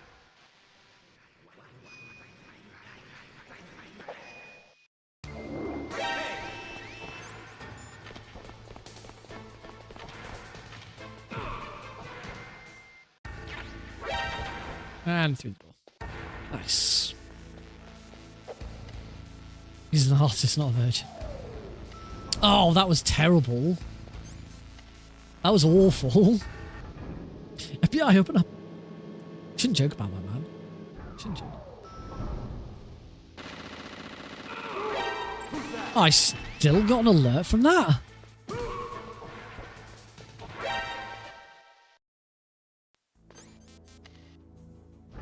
I'm trying to shoot him so I don't have to do... The flip is slightly slower.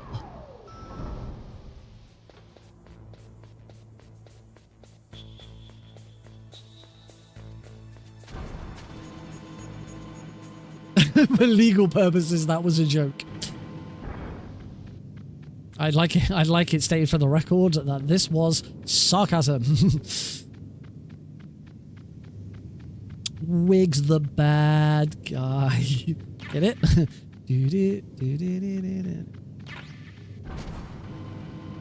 I hate this.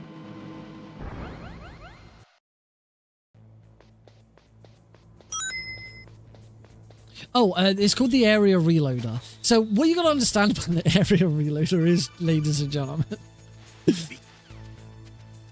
the area reloader is a developer tool that was kind of left behind in the game. We're only allowed to use it in very easy, and it reloads the current room whilst retaining like certain game flags and things. So, for example, in that situation, it retains the fact that we picked up the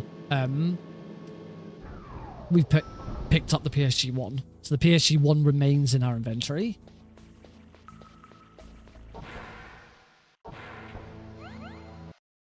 So like here, I've just used it there to skip the remaining animation of like Snake waiting to rank up. It is a very weird thing.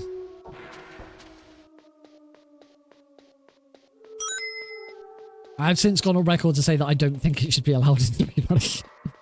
But it is really funky.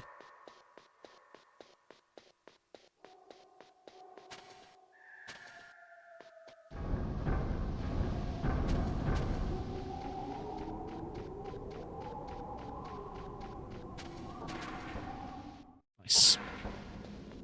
Alright, Baby Skip, don't let me down. Don't let me down, girl.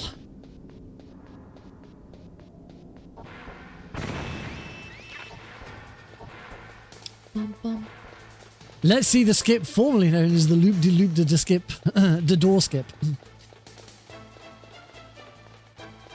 Can't believe some guy discovered this back in 1999 and never told anybody.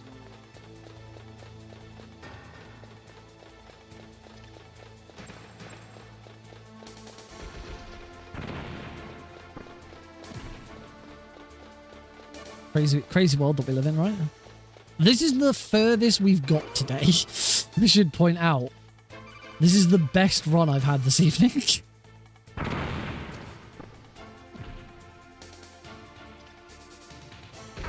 Twice. Two's not too bad. I am living the best life ever, 'cause I beat the video game. I am living the best life ever, because I am out of the stairwell of shame. I am the best at video games.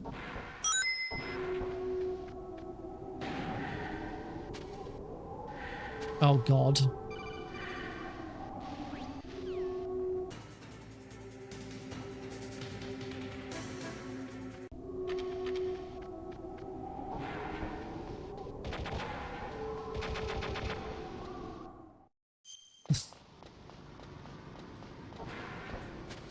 I rate it 3 asses out of 5.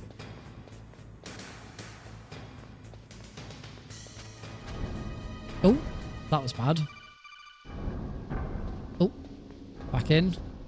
Screwing this up badly, aren't I?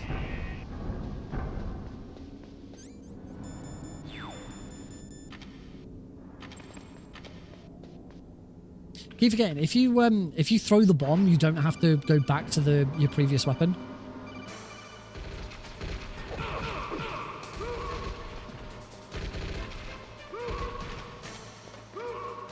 Yeah, if you throw the bomb, you don't have to go back to your previous item. When you can then just re-equip whatever item was there before. It's weird. I don't know why it does that. I think. Now I don't feel like that's true. Now I feel like I've lied to you. Oh, I've lost so much time as well.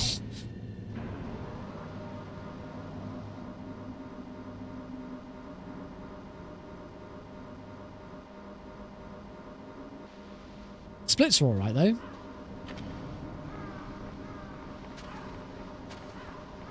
Was it that original?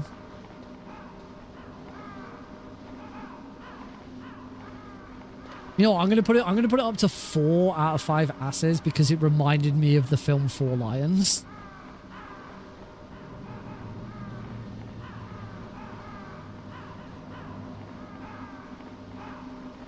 So I appreciated the fact that it reminded me of such a great film. I love 4 Lions. Great film.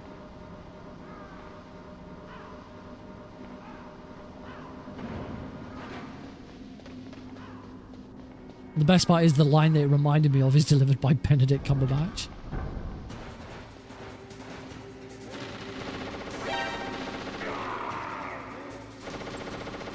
One, two.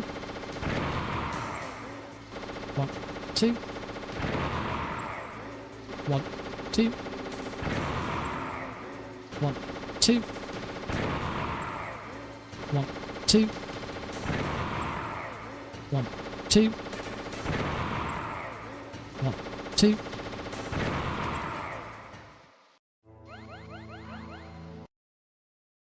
Again,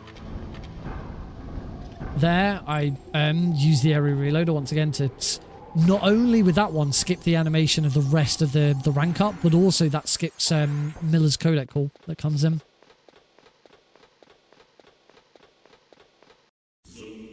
Still haven't looked into how when you area reload with the PAL key. Oh, fucking hell.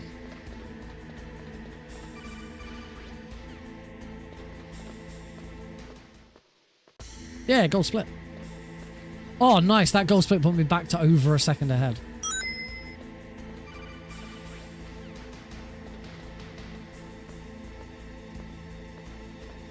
What I do know is whatever time I get, there is a time save on Liquid. If Liquid goes really well, then I will get a time save on it.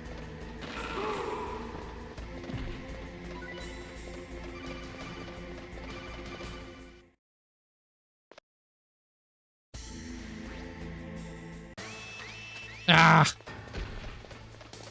And that's another time loss because I didn't hold X and square. I only held X. Whenever you skip cutscenes, you should where you're going to have immediate control of Snake afterwards. Just hold X and square so that you skip the cutscene but don't drop to the ground. Oh, and then he punches the ladder. I bet I'm back in the red now. Back in the red. Well, we'll see what happens with the PAL key here.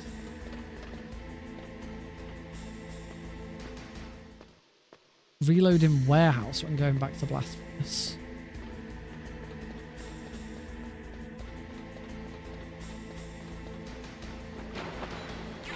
Oh, fucking God key. Pretty sure God key is not one way you area reload.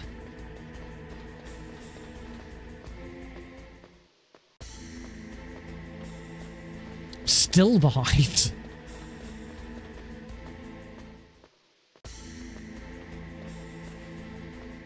Possible someone could use an area reload to skip all this. No, unfortunately not. Don't add that one, it sucks. Oh! I know what you... But that's twice in 2 streams you've made me confused with the exact same thing.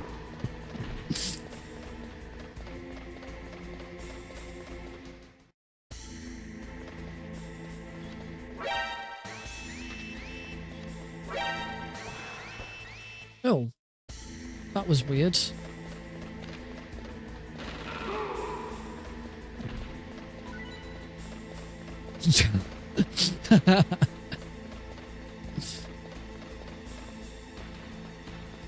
Now I will read your search history.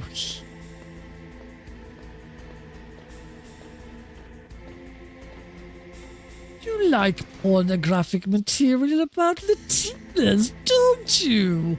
You're a real piece of work.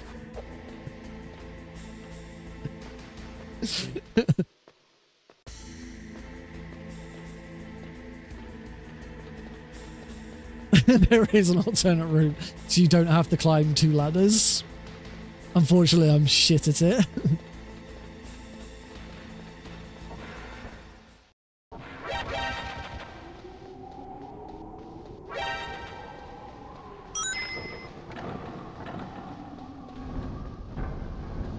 UK banned out adult. They did. Well, it's not that they've been banned. It's that you now... Basically now, to access a lot of websites, you now have to prove your identity first, either by logging in. In most cases, you have to log in or create an account on a website. And then once you're logged in, prove your identity through a third party. So usually by either...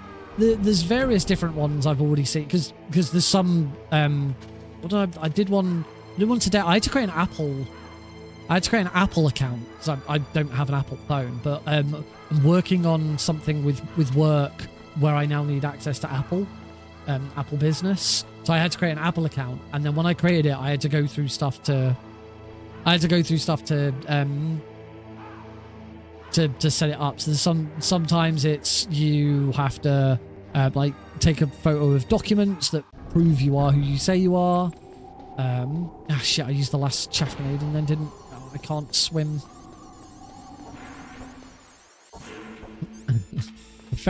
Professional. Now, what did we say about using the term professional? I'm not a professional gooner because I don't get paid for it.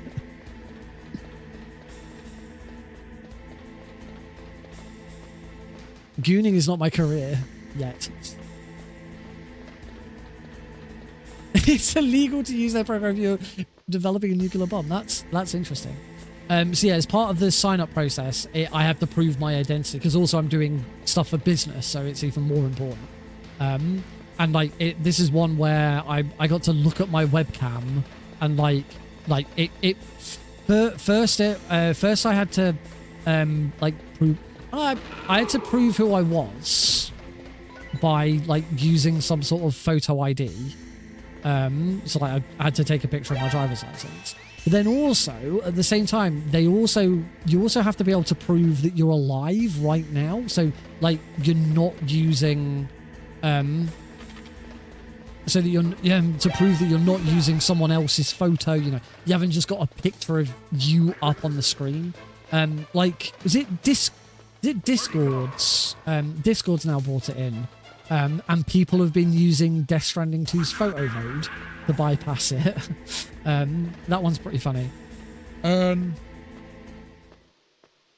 Yeah, so I had to upload a document. So as I say, take a photo of my driver's license. But then to prove that I am alive and doing this right now, I then had to use my phone and have to turn to the right, turn to the left, close my eyes, which is a really awkward one because the instruction tells you to close your eyes. So I closed my eyes and then thought, can I open them again? I can't see the next instruction.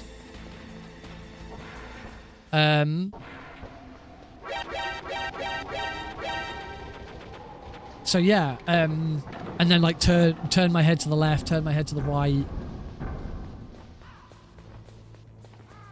As I say, just to prove that I am alive and here doing this right now. Could I bypass it with MGS1 Snake? Somehow I don't think so, but it'd be interesting to try. Yeah. So now, if you in the UK, as long as the website has signed up for it and has a contract, you know, with a company to do it, you now have to do that if you want to look at certain adult material on the internet. And the big problem with that is it's really going to harm small businesses and small creators who rely on. This isn't just about porn. This isn't just about. Oh yeah, I haven't got any chaff grenades, so I can't even GME properly. I had to practice getting my mugshot. Yeah, it's all a lot of bollocks, and the using the whole it's to protect the kids is such a straw man argument because whenever you try to suggest that you're doing something to protect children in that way, it immediately gives you ammunition for any sort of criticism back at you, to then say, oh, so you don't want to protect children? And it means you can deflect all sorts of criticism. The government has been doing it as well. There was one government minister who said, who basically said, don't quote me on this, this isn't verbatim, but basically said, if you disagree with the Online Safety Act, you are looking to breed the next Jimmy Savile. Basically is what he is the basis of what he was trying to say. I say that's not verbatim, but you mentioned NordVPN. Yeah, the big upside of this is that VPN companies have seen a massive uptick in people buying and signing up for VPNs, because if you're in the UK, the easiest way around it, so you don't have to do it, is just use the VPN and change your country.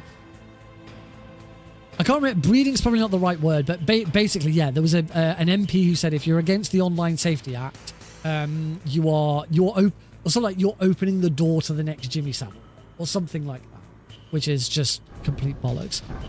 There is already talks about potentially banning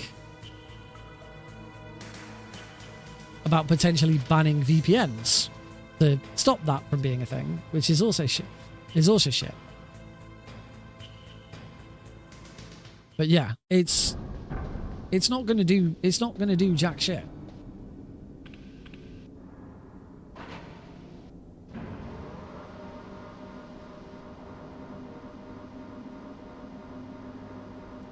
I didn't know Germany had the were doing that.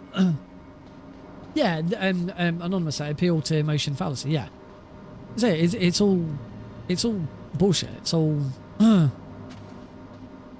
It's just so that you can immediately deflect any argument. And it's something that I hate in politics. And that kind of argument happens all the time. The Conservatives used it a lot with Labour. So so back when the Conservatives were in power, they had this wonderful idea that nobody liked, to send asylum seekers to Rwanda. And every single time it was criticised, the argument was always, so you want to open the borders. You don't want to send asylum seekers to Rwanda, so we should just have open borders, is what you're saying. You don't want to clamp down on illegal immigration and let the murderers just come over here in drones. It's like, no, we want to crack down on illegal immigration, particularly from criminal gangs and stuff like that. But there are serious flaws with the Rwanda plan that need to be addressed, and just deflecting everything with it, you don't want to fix this, or it is just awful. It is the worst kind of arguing, and it's something that politicians do all the time, and it's infuriating and exhausting. Oh, I accidentally paused it. I don't know if that pauses the IGT.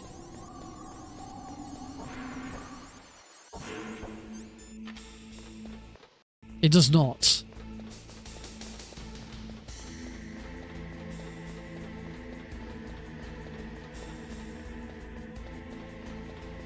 I have a little bit of sympathy with yeah, the F3 pause does, but escape doesn't. I do have sympathy with the whole, if you don't anything you don't like from a Republican, you just call them a Nazi. There is a little bit of that happening, but more often than not, no, you are just being a racist or a bigot. No, there's a fine line.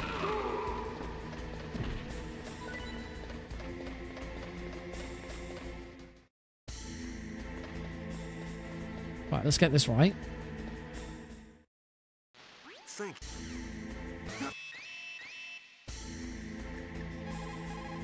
Cool icon. Leave the room and stand here. Wait for icons.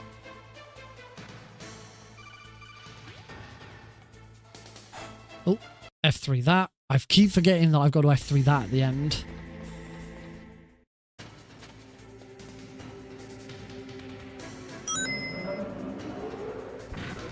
Oh shit. I just wasted a load of time preparing to fight Rex. We don't fight Rex, we just skip it. I'm now 11 seconds behind as a result. Fuck.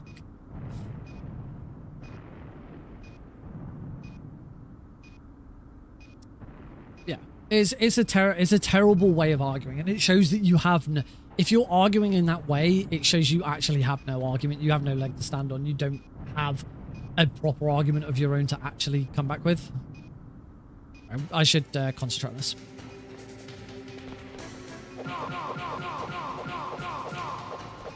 Whenever I'm in a run, I can't do it.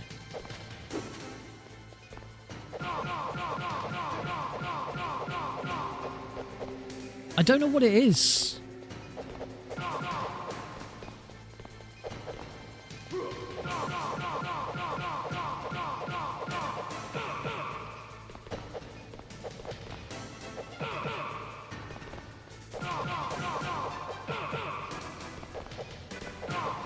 What's wrong, Snake? What's Whenever I'm in a run, it's like, because the game's been running, I can't...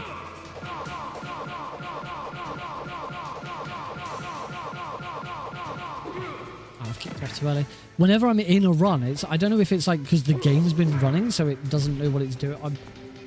I just can't convert. I can't convert single punches back into double punches. There's right, the run's dead. I'm not fussing about with this, but you know, if I do it in here.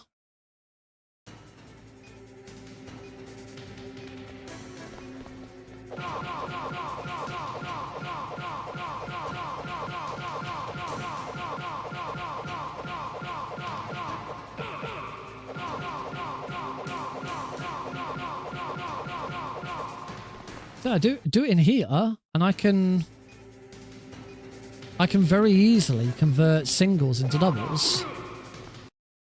But when I'm in a run, can't do it.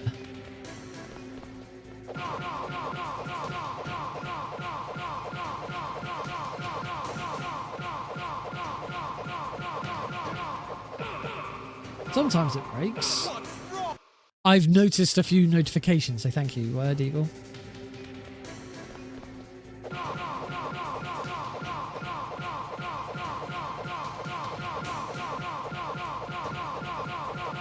There you go.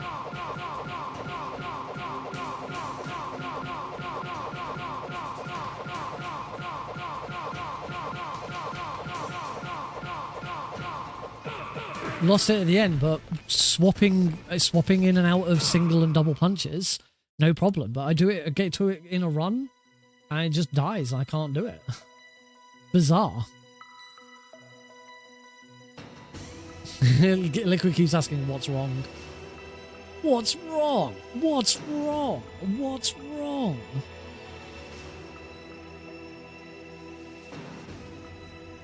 The only other thing to do with it, with that fight, and I had to do this when I was playing on PSCV, was to revert back to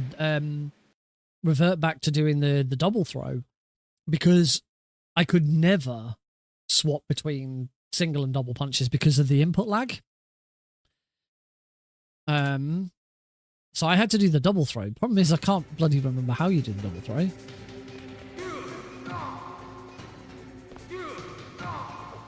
And that's not it. I actually can't remember.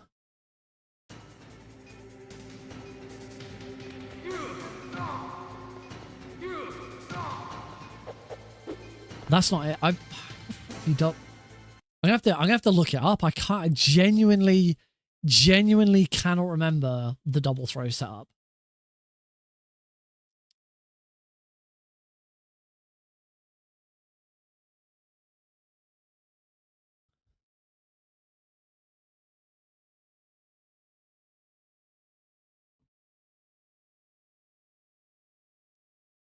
If you try being good at the game, that usually helps.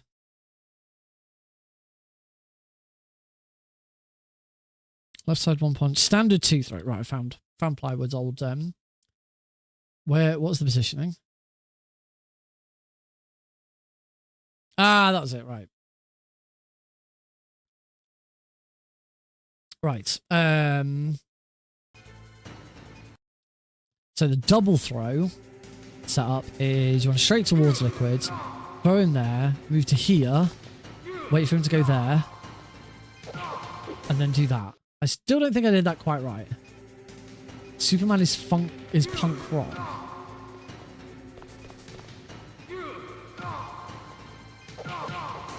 And that, right, so that is the double throw setup. This is how everyone pretty much starts learning Liquid. And stand here, wait for him to go to there. Oh. Let me just check I'm not sure I've got my positioning quite right. Stand there, right. I know where to stand now. So, run, throw, stand here, follow, throw, and then start kicking. I need to turn my game up,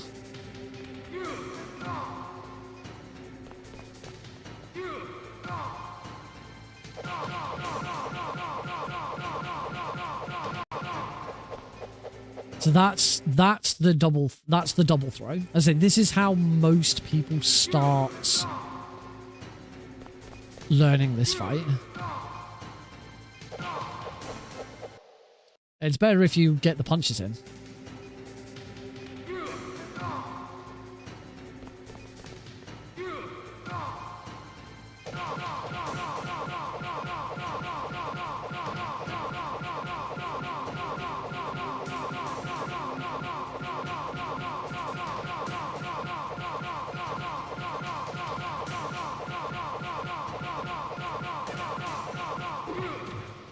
That's the double throw. You also immediately run after him when he starts running. Yes, I was a little slow on running to him there. But there's quite a few different setups for Liquid Infinite. But there, I say this one is considered the easiest.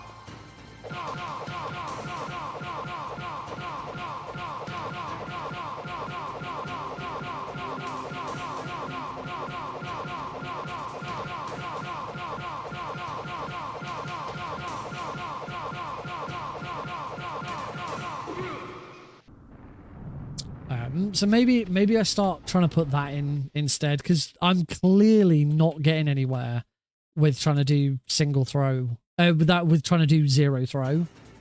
It's a little. It takes a little bit longer because obviously you've got 2 throws to put in.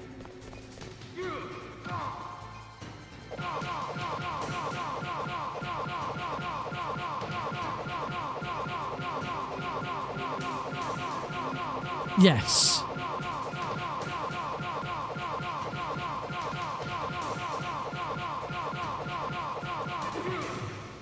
Oh, wasn't quite far enough. And then he fell off anyway.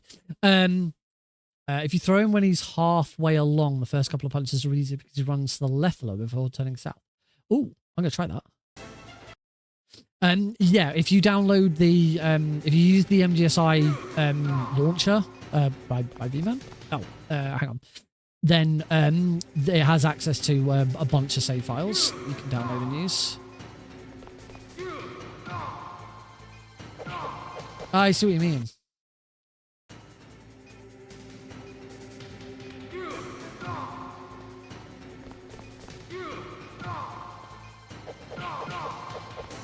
I'm not doing a very good job at this.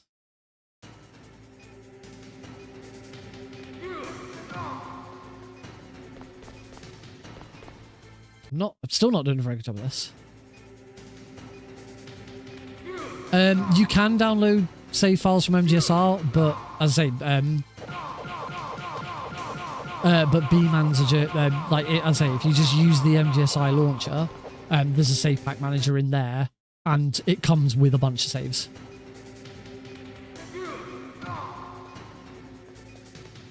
Oh.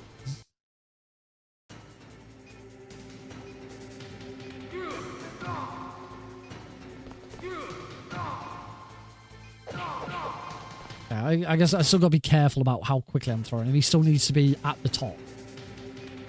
Metal Gear! And I've got to make sure he's moving first. Yeah, I'd say maybe I'll that was time I was just too slow. Maybe I'll try and put this into it instead, rather than because single throw. Zero throw is just not getting me anywhere, and I'm now screwing this up as well.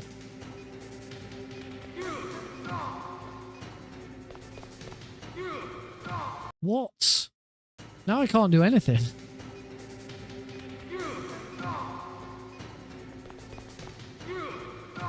I can't. The fuck.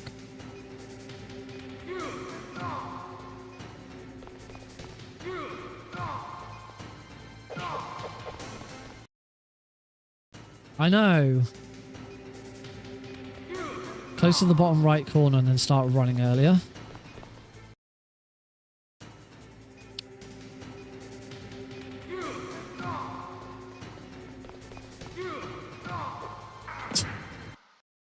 Yeah.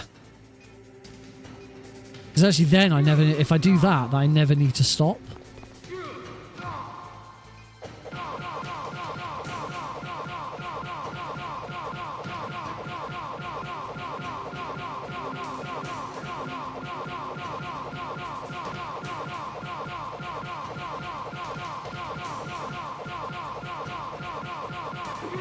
And, unfortunately, still wasn't quite in the right position to then kick him off the end. This is a speed run. I'm just practicing right now.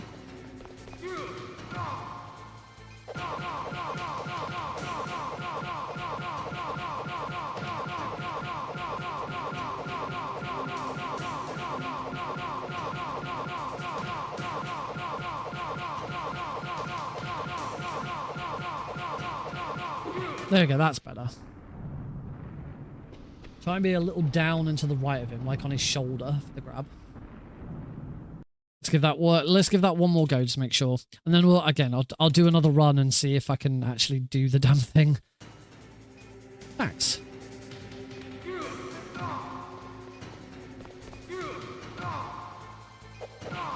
Oh, I wasn't quite in the right position at the end of that.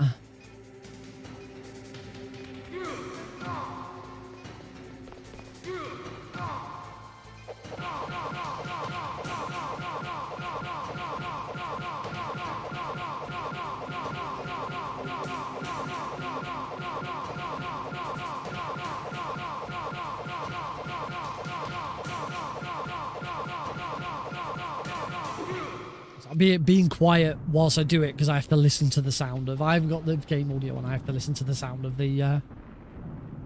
Listen to the sound of my button taps. All right, let's give this a try. See if I can get a decent liquid and see if everything else works. 3, 2, 1, go! Start. Off we go. All right. Oh, didn't get an alert from that guy. That's fine. Got an alert from that guy, and he hurt me, which is what I want. Hopefully I've got this. We will soon see. So now we get into alert farming. Where'd he go? We want to make sure that I leave the docks with at least 7 alerts. Ideally 7 alerts. Actually, I don't know whether 6 would be fine. I haven't really checked. I don't know how many alerts I've got when I get to the rat at the moment. Where'd he go? For the category that I'm doing at the moment, yes. And Integral, this is Integral, but this is the original PC port from 2000. This isn't the Master Collection version. So very easy difficulty on this version of the game has a couple of extra tricks that we're allowed to use. Specifically, there's one called the Area Reloader, which is a developer tool that was left behind in the PC ports. We're allowed to use that in very easy only to do some really weird shit. Where'd he go? I mean, the Master Collection version is better than this. This is the original PC portion version is awful for just playing.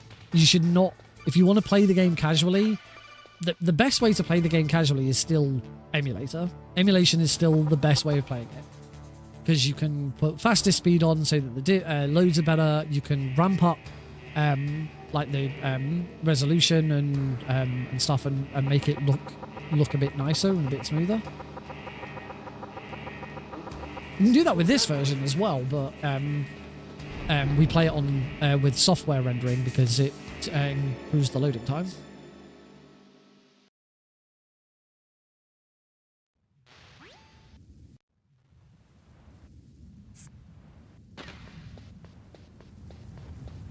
Don't want to jinx it, but I haven't had that bug where like the codec doesn't open and close properly at those cutscenes. Oh, I got shot.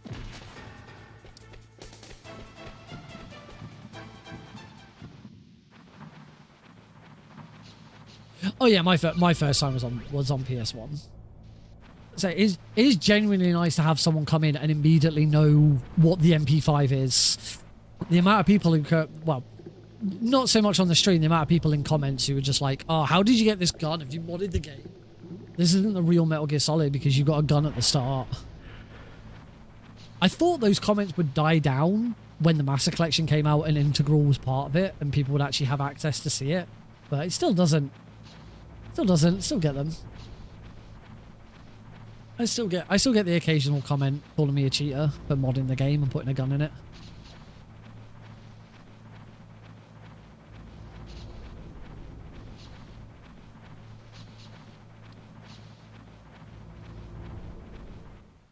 Unfortunately not. Ignorance does not die that easily.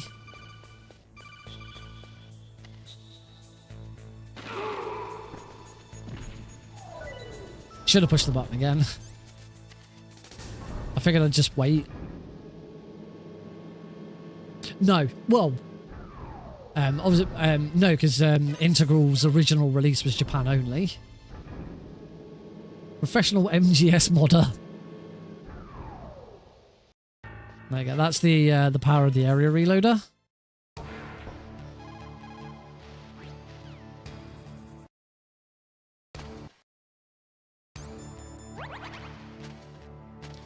There we go. So we use the. Are you cheating? I mean, technically, yes. I am using the game's inbuilt developer cheats. It's just whilst it's a cheat, it can also be. You can sort of do it without cheating because it's also a glitch. Yeah, it's weird.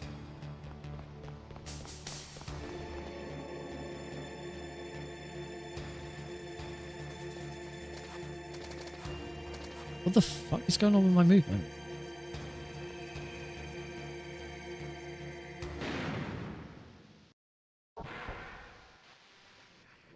Oh.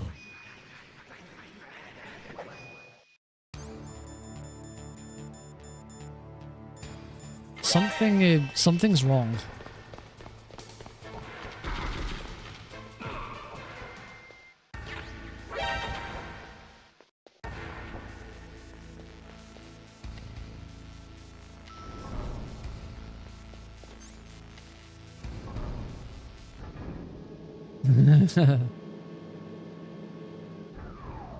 Complete the game with the ketchup bottle.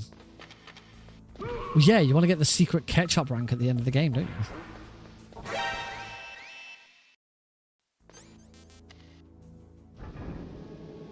Yeah, something weird was happening with my controls, where it was like something else was taking over.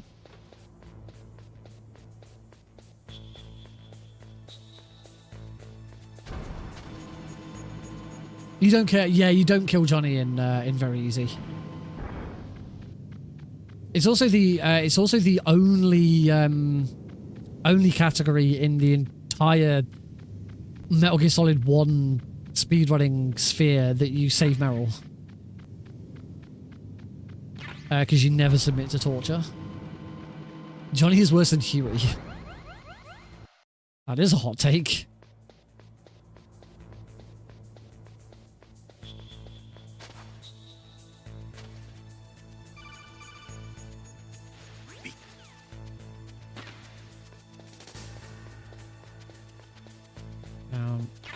Grenades. Run before that guard comes. Kill that guard.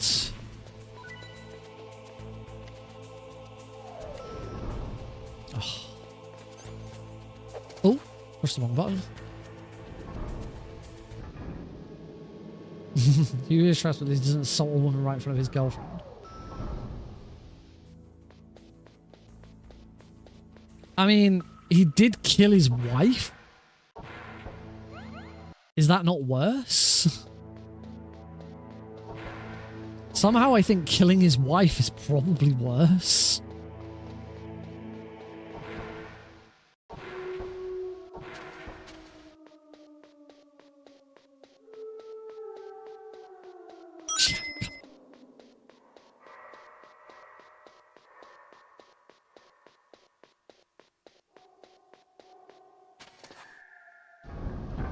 Yay!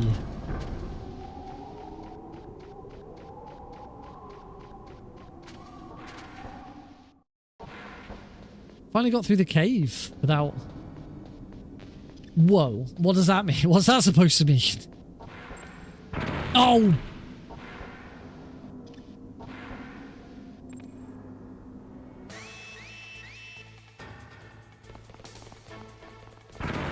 Oh my god. Again, it feels like something's controlling my game.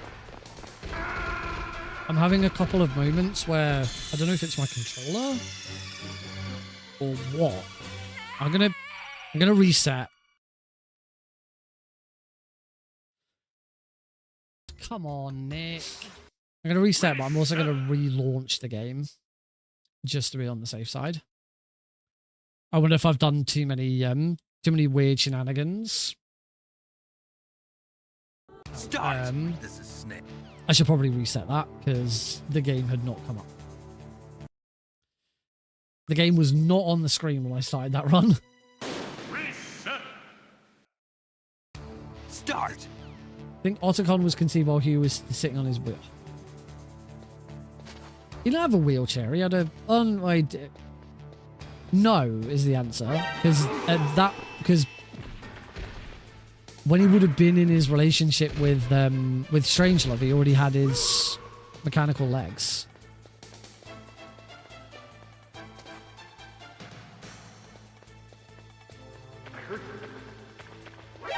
Oh, bomb.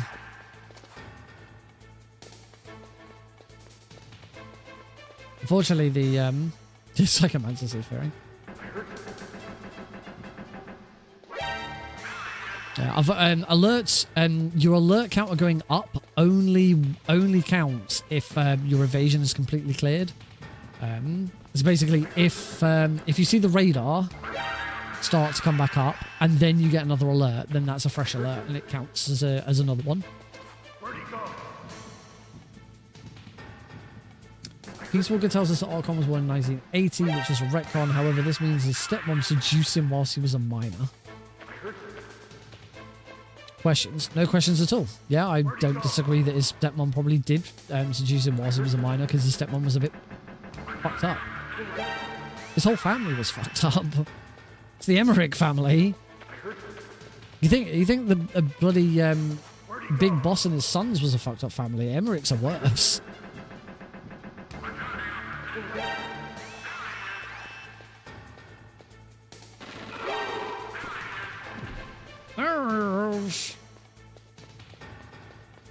One alert, 100% uptime. So you have to get an alert whenever you can get an alert, you have to take it and you have to keep it for as long as possible. There is an alert percentage cheat actually, so that you have an alert at all times, I think.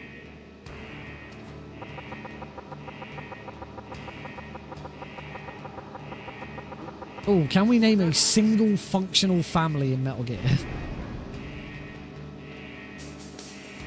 A family that doesn't have any drama, that we know is an established family. You know, there are plenty of members of the family, and we meet more than one of them. That was terrible.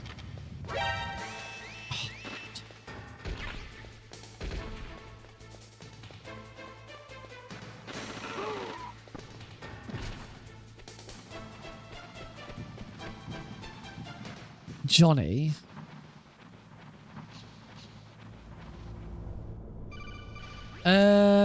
No. Drebin, no, because he does. Pretty sure he's originally an orphan. And the Drebin the Drebin family is definitely not. Johnny, no. I'm gonna go with no for Johnny, because by the end of Metal Gear Solid 4, Johnny's family now includes Meryl, and Meryl completely destroys the idea of a functional family because she's completely dysfunctional.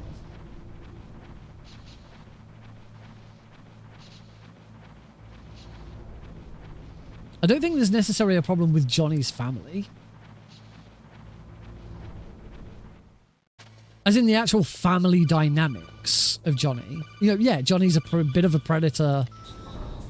Johnny's a bit of a predator, and, you know, his family comes from a long line of terrorists. But the actual family dynamic and the way they function as a family isn't a problem.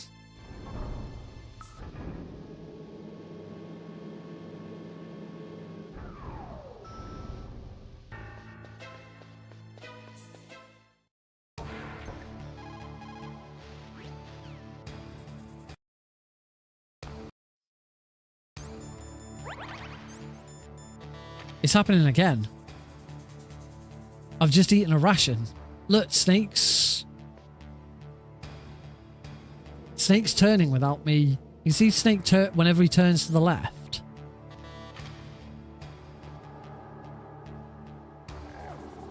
I mean, this one's dead because I haven't eaten the ketchup.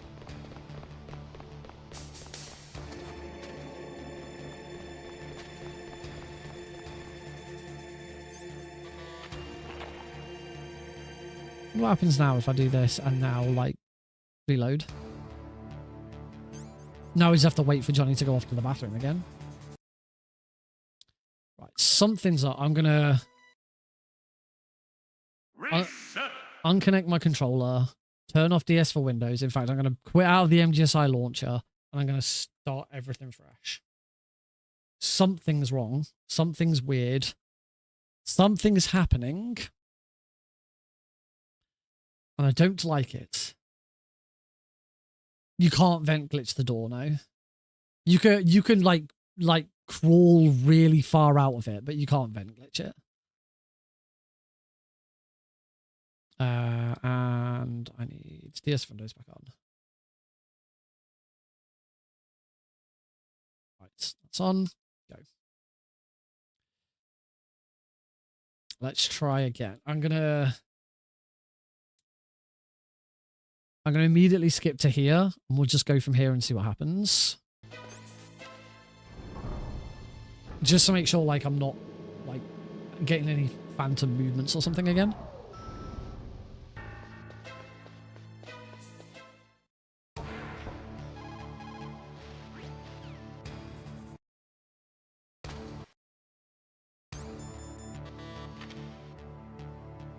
Okay, that seems to have fixed. I can't use the ketchup because this save doesn't have damage done to Snake. But I seem to be okay. I'm not seeing anything weird. I wonder if I just used like the area reloader too many times and it was confusing the game. And there's so many times that the area reloader can crash the game as well. Jesus. Start. I've said this so many times. You got problems, dude. Ocelot, his mum is a war hero and he's just a silly guy. So we're trying to talk about like dysfunctional and sort of family dynamics that don't work. Ocelot was cut out of the boss when he was born.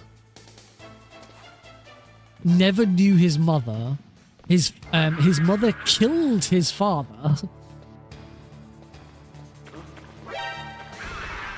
His mother was assigned a mission to kill his father, which she did.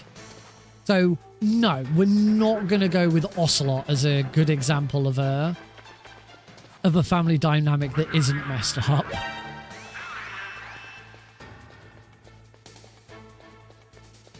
There has to be a family. There has to be a family in Metal Gear that isn't completely messed up. Problem is then you start to get to a point where you actually run out of family members. Like you get to a point where you've got random characters who you don't know anything about their family. Little Grey, you don't know about his family. You only know Little Grey. You don't know who Little Grey's parents were. You don't know who Little Grey's if Little Grey ever had any offspring. You can't discuss Little Grey's family because there's only Little Grey. It's like Fat Man. You can't really discuss Fat Man's family because we don't know Fat Man's family. Where'd he go?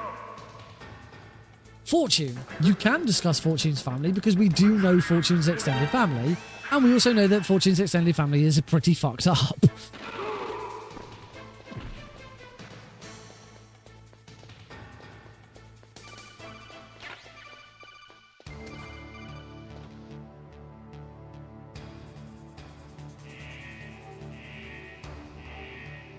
Jimmy, do we know much about Jimmy's parents?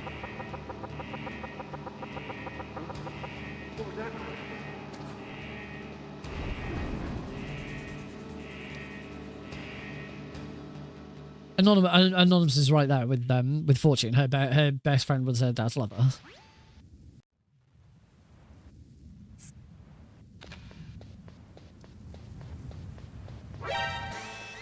The only thing we know about Jimmy's family is he never has any kids.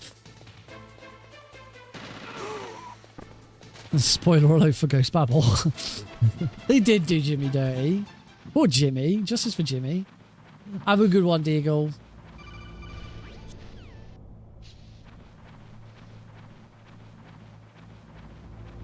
Natasha and Ames. They were married, but they got divorced.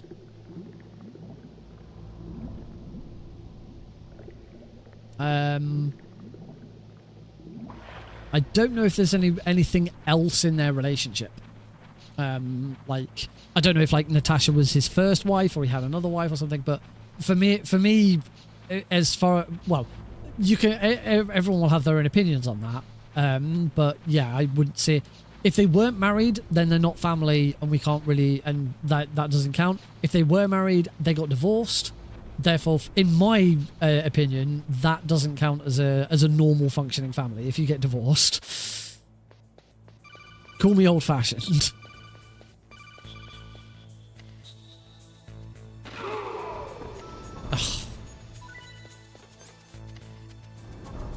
We are grasping at straws because we can't find. Sorry, you are right. It is Nastasha, not Natasha. We are grasping at straws because it's actually very difficult to find a family in the Metal Gear universe that is functional.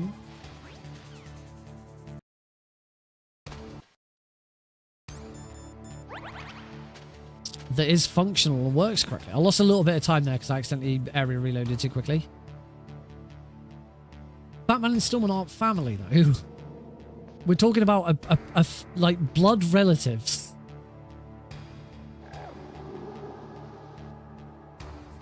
Blood relatives that have a normal family dynamic, where we know the family.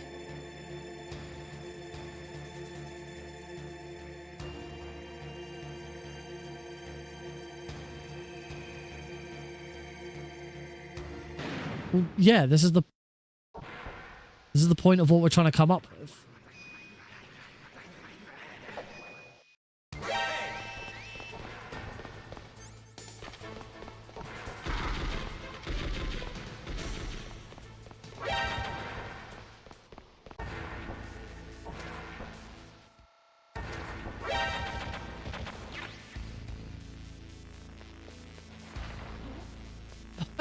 Okay. All right, fair enough. I'll okay, we're resetting this as well.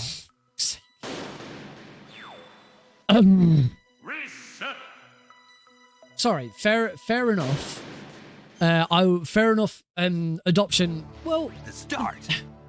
see, the thing is with adoption. I'm not, and this is not me trying to put shade on adoption or anything like. Seriously, I'm not trying to throw shade on it or anything. The thing with adoption is the child did have an original set of parents, and for whatever reason that set of parents is no longer in their life. That means something in their family life has gone wrong, whether it's the parents died or the parents gave them up or didn't want whatever. There is something with adoption to say that something went wrong in the family.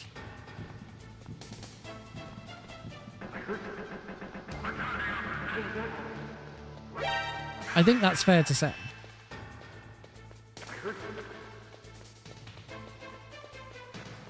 And that, as I say, that is not trying to throw shade on people who do adopt or people who have. Sounds like he's backtracking.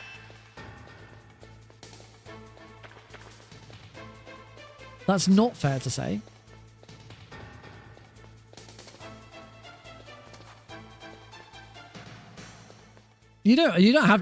You certainly don't have to agree with me. But there was still something dysfunctional about that family in the first place. You know, being adopted. I'm certainly not trying to suggest that being adopted is on the level of what the Emmerichs went through. Thanks, Pete. Thanks, Tom.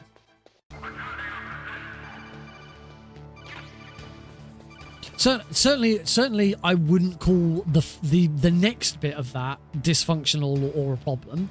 You know, being in an adopted family is not dysfunctional or a problem. There is no issue. There is no issue there. There's nothing. You know, at that point, as long as you are then in a nice, loving family, and you all live together and are happy, yeah, absolutely. And that's I have so much respect for people who do adopt, because I don't think I could do it. I think I'd really struggle. You know, maybe this is me speaking because I already am a father, so I already have a blood. You know, I have a blood relative as a child. But I don't think I'd be capable of doing it.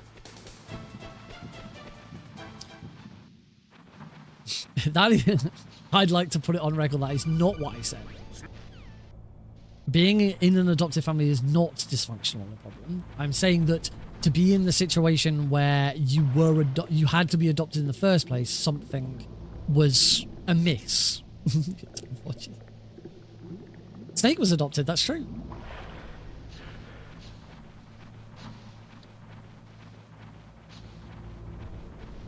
So yeah, I still don't think we found a family. I still don't think we found a family that is just a nice, normal, working family, as in the whole family tree is not, you know, full of weird shit. Is there an example? Is there an example in the game of someone who was adopted into a nice normal family and had a nice normal life as a result? Because obviously, you know, because I think the first example I can think of an adopted person in the most obvious example of an adopted person in Metal Gear is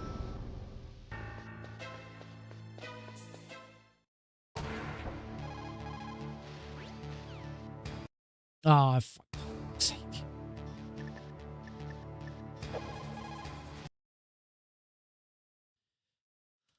God damn it. Cannot do this bloody run. Reset. Oh, because Solidus adopted Raiden, who was a child soldier, and then Raiden killed his adopted father. Yep, nice normal adopted family that he was in right there. There must be a family tree somewhere in the Metal Gear universe that doesn't have something wrong with it, where something didn't go astray. You didn't have a husband killing his wife and putting his son into a mech at the age of 4.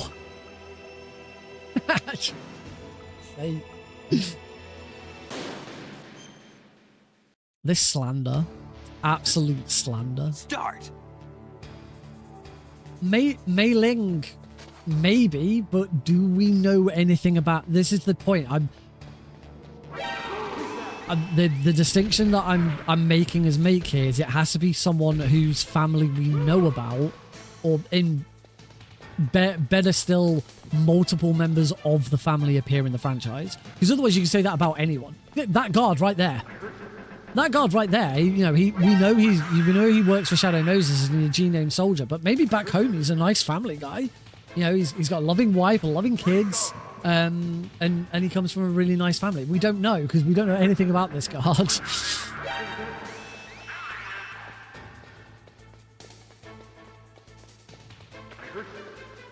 Yeah, I genuinely don't think.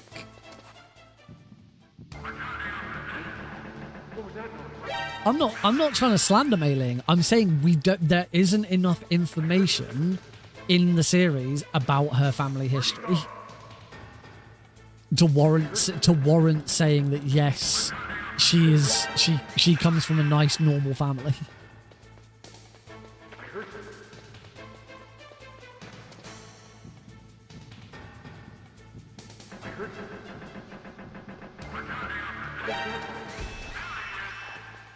That was weird. Come on, folks. There's got to be someone.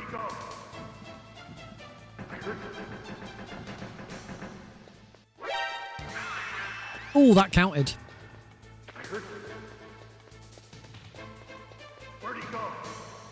There's got to be someone.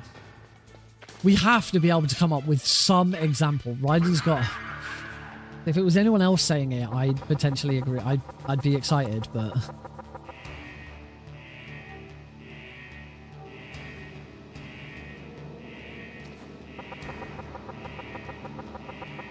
I'm waiting.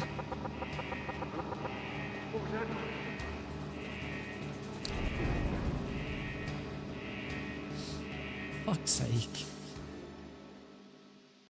I'm gonna like the ape escape monkeys in MGS3. I actually really like that answer.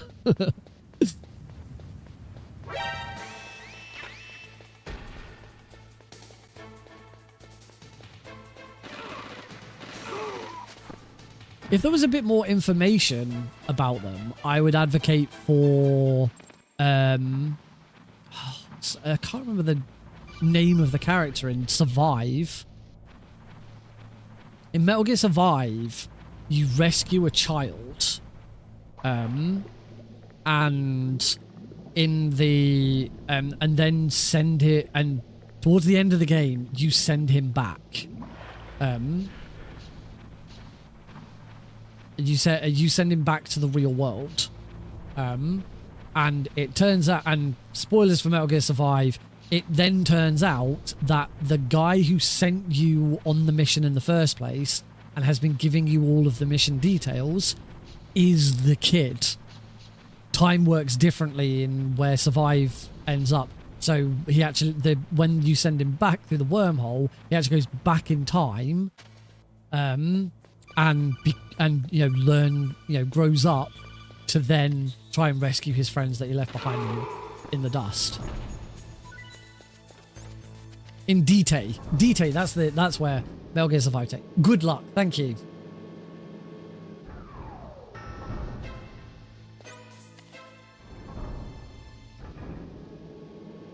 One could assume that because he grew up and did manage to go through with the plans, then you know he must have had a decent upbringing and everything worked out, but we don't know. Snakes, huskies. Time works differently in every Kojima game. Something's still wrong. Have I got...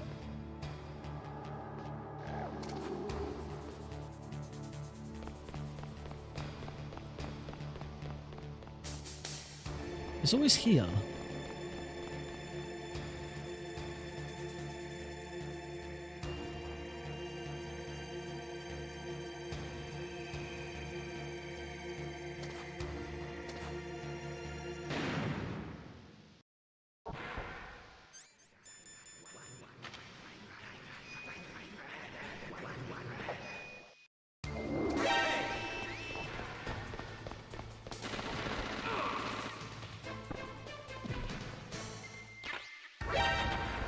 There we go, that worked.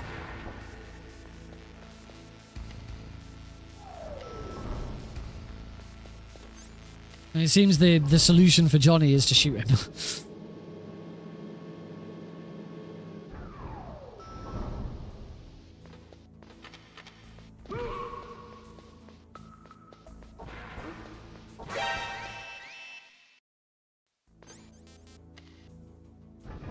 What about Dr. Madnar and his daughter?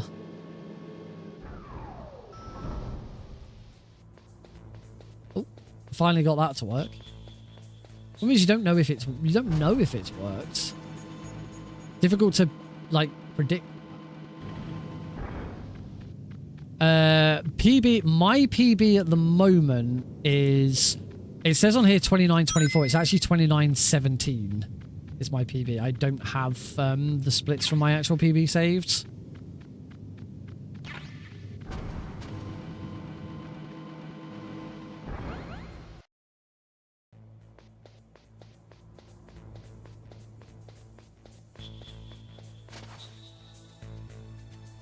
Oh, that might mean I get spotted by this guard. Oh, I didn't.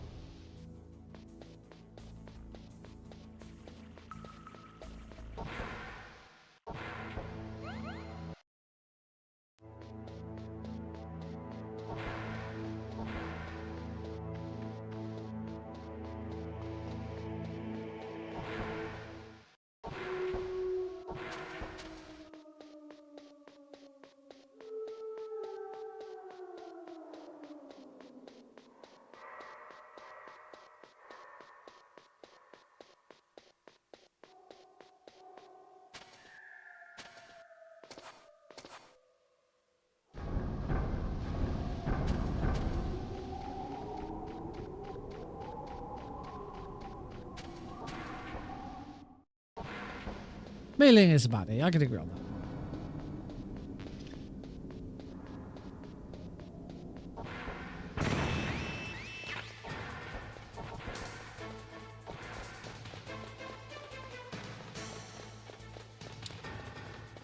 Come on, baby Skip. Don't let me down. I've lost a bunch of time again. Still couldn't get through the bloody door. Coming out of the cave. New follower.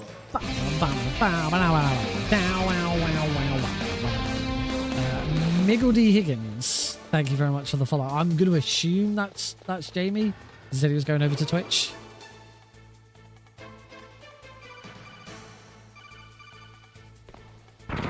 Yeah! I am living the best life ever because I beat the video game.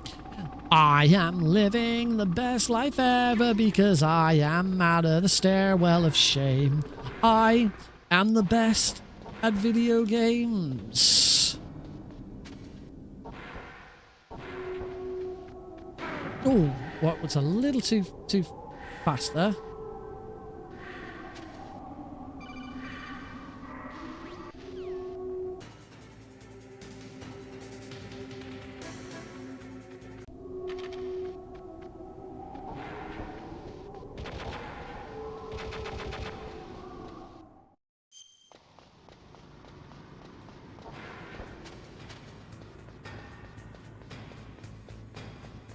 We're on 11 alerts already.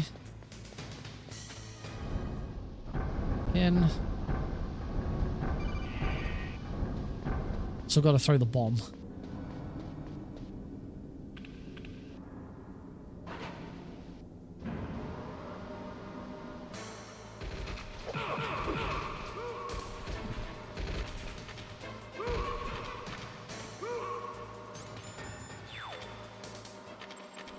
Yeah, there you go. There's that example.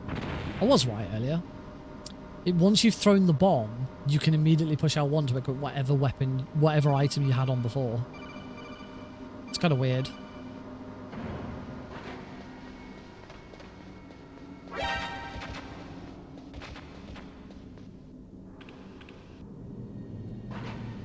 Very easy.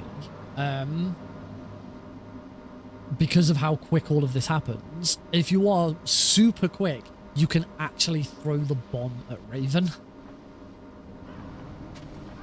You have to be very, very fast at it. You can throw the bomb at Raven. And it works the same way as a normal grenade. He takes damage from it like a normal grenade. Pretty sure he takes damage from it.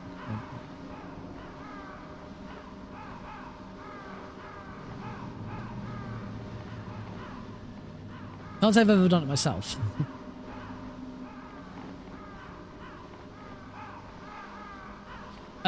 This is the original PC port of the game, released back in 2000. It has weapon hotkeys, which allow us to go out of bounds, become invincible. We can see this with this Raven fight now.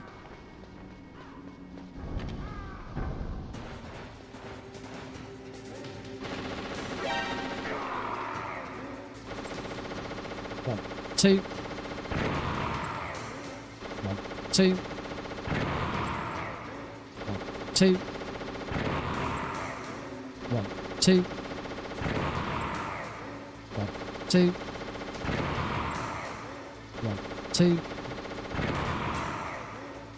2. Should be it. Nice. We have the area reloader, which allows us to reload the current area. And in doing so, skip stuff. So, for example, just there, I used the air as soon as Snake's health bar had increased to full. I then used the area reloader to not only skip the animation of the rest of the rank up, but also skip the miracle that comes in at that point.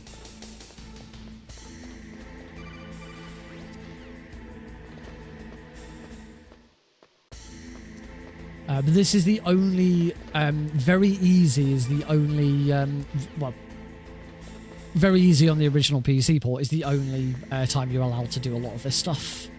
You can't do this on other difficulties. Because very easy doesn't have an IGT. There's no rank screen at the end of the game.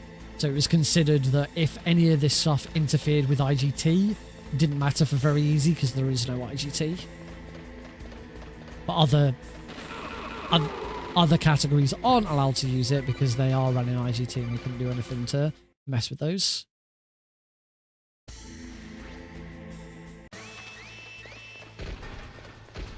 Nice, didn't get shot. Alright, Palki time.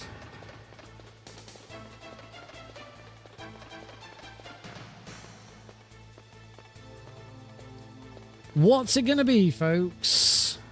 I haven't got the channel betting on, so well, certainly not set up. What are we going for today? God Pal?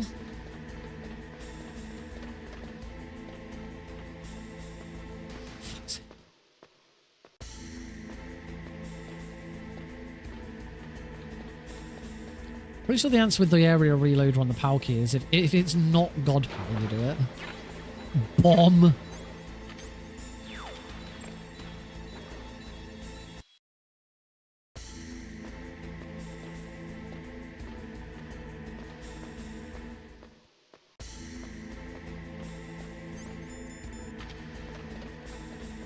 In fact, I think even if it is God Pal, you do it. Yeah, it's just a shame that freaking bomb was in the first spot. So I lost a little bit of time to that, but wasn't too bad. Other thing is the original corrupted save will set your difficulty to VE. Oh, I did not know that. You learn something new every day. Thanks for that, B-Man. Genuinely, I did not know that.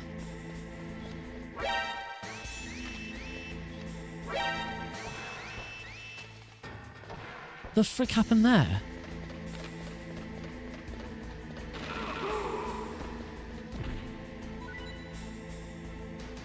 I'm not quite sure what happened there, but oh well.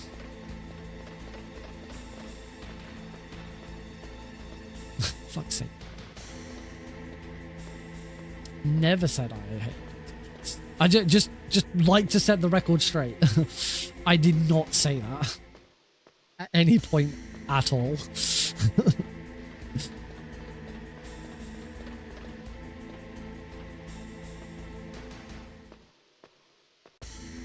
Is this where I'm supposed to pull out there some of my best friends were adopted? I had a girlfriend once who was adopted.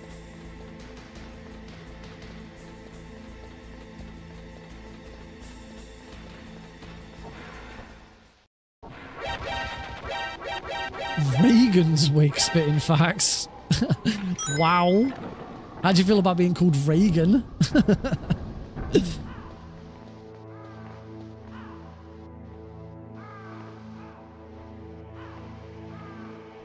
I still quite like Raiden's wig. I had a girlfriend was yeah, the splits that I'm working off are only I first made on no, I didn't first make them on Tuesday. I first made them yeah, these are old splits. but I'm still getting... there's a couple of things for the gold splits. One, the computer I was running on before wasn't as good as the computer I'm on now, so the loading times might be slightly better. I don't know if minimal install also improves loading times. I believe it does from some of the splits that I've been having. And also using the analog stick, sometimes I'm just getting slightly better movement. Oh, that was tight. I'm gonna... Phew, it is frozen.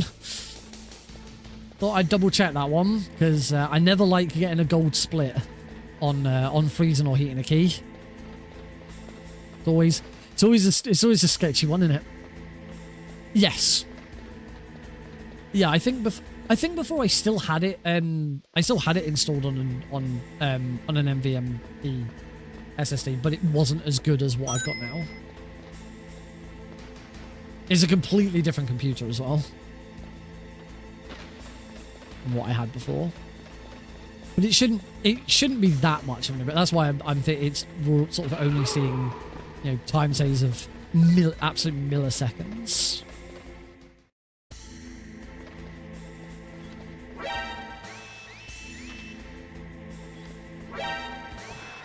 That's better.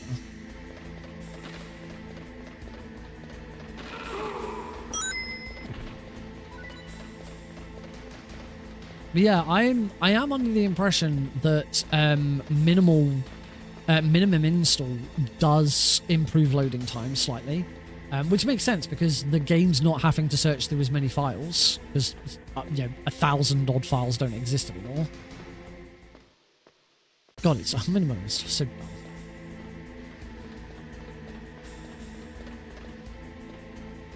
No, very easy is done in RTA because there is no IGT.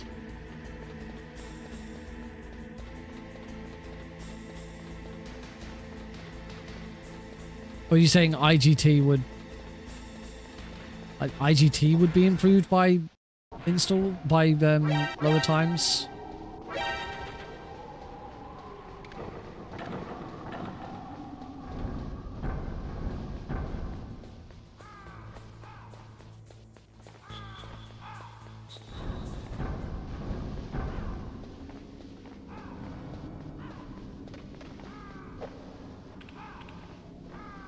Yeah, it's I know Kojima recently came out to say that he has no plans to play Delta. And I can understand that. You know, the game company that you sort of really helped put on the map eventually parted ways with you in not a very nice way, and now they're remaking your stuff. Like, I can imagine Kojima's probably not that excited about Delta coming out and seeing his work used in that way. Unfortunately, because of publishing and licensing deals, Konami always owned Metal Gear. He is the creator of it, but he never actually owned it, which is shit. Artist integrity and all that.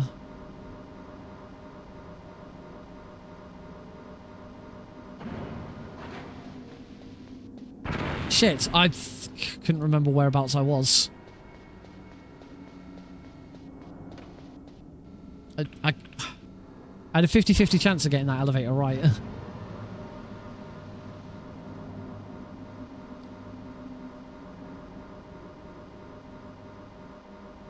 What will be interesting is to see if Konami make any reference to Kojima at all.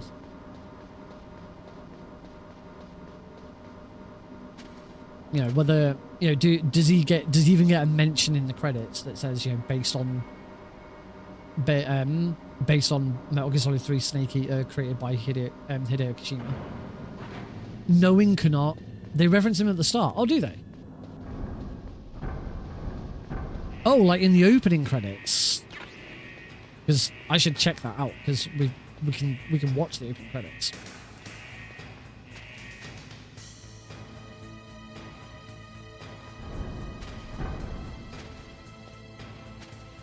Thank you, Miyazaki. welcome to the stream again. Tens of millions of my favorite music. It says based on a story by Hideo. Oh, that's good. I'm glad they at least make a reference. Sometimes it does have some issues, but I'm not showing any drop frames.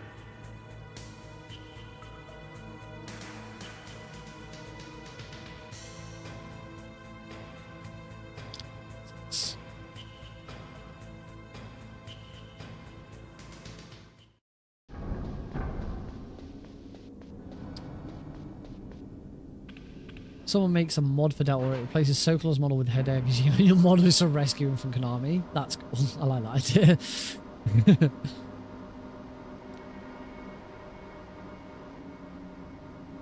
Stop some buffers.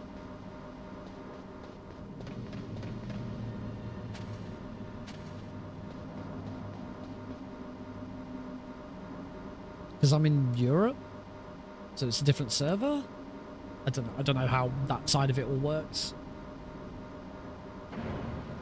I do know that my stream's not as steady as it could be, but mostly because I'm streaming to 3 different locations at the same time. So I'm streaming to Twitch and 2 separate YouTube streams.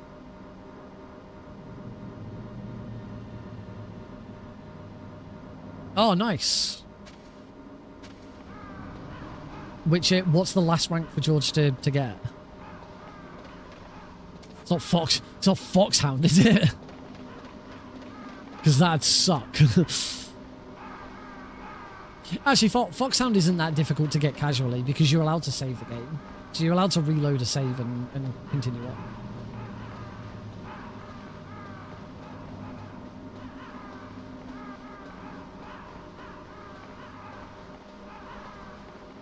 Yeah, what is the last one?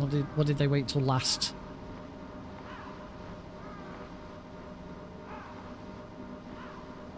George is another streamer that Rydenswig and Mango both watch. They were talking about on Tuesday's stream. They're trying to get every single rank in.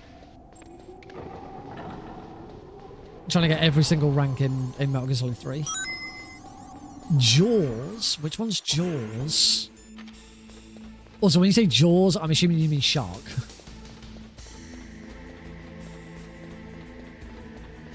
You're just calling it Jaws because that's a way better name than shark.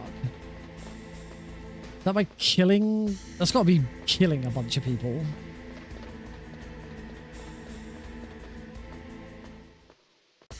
On a certain difficulty.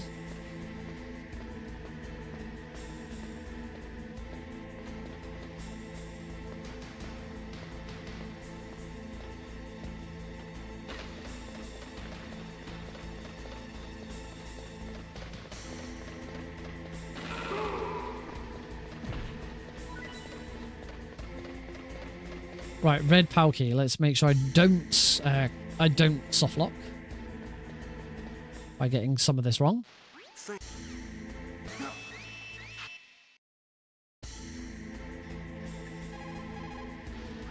can tell you, it's certainly slow. Don't step outside. And remember, I've got to area reload again. It is called Jaws.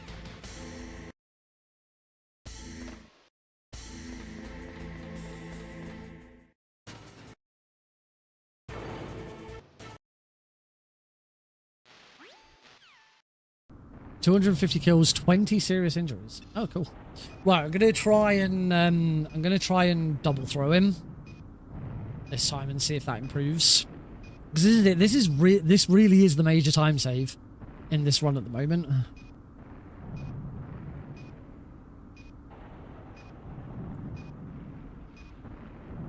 So muted my audio so I can concentrate on my button taps. I'm gonna concentrate.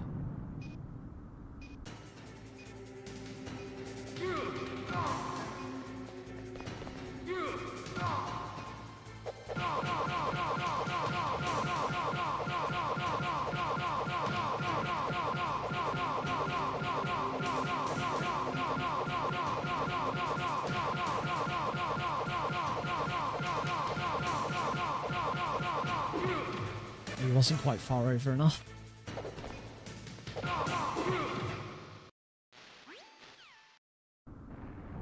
I'm ahead by half a second. And the worst part is there's not even I actually lost time. Clearly my PB on live split at least is my PB on live split apparently is a perfect zero throw liquid.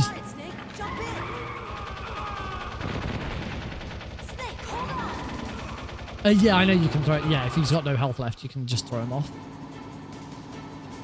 Probably would have been faster. You got to get in position, but yeah, that would have obviously been better if I'd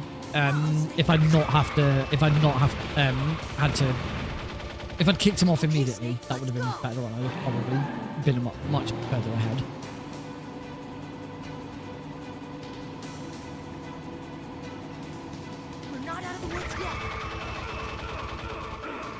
Oh, shit. We'll never make it. Stay clear path. That was some really bad RNG with how I got shot and how the guards moved and how I moved. So,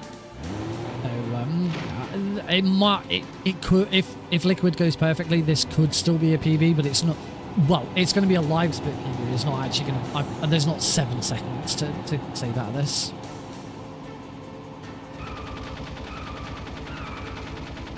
And there we go, I've already failed by getting Liquid to swerve around all over the place because my positioning was bad.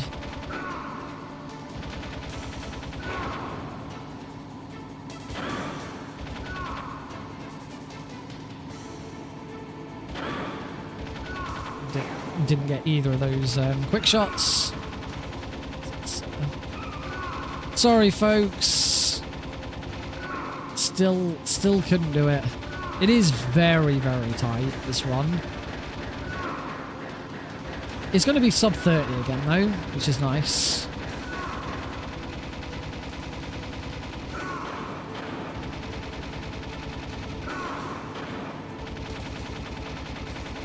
Oh, it is still, okay. It is still live split PB, but I'm still 5 seconds behind. I'm pretty sure it's 29:17 is my best. I will double check on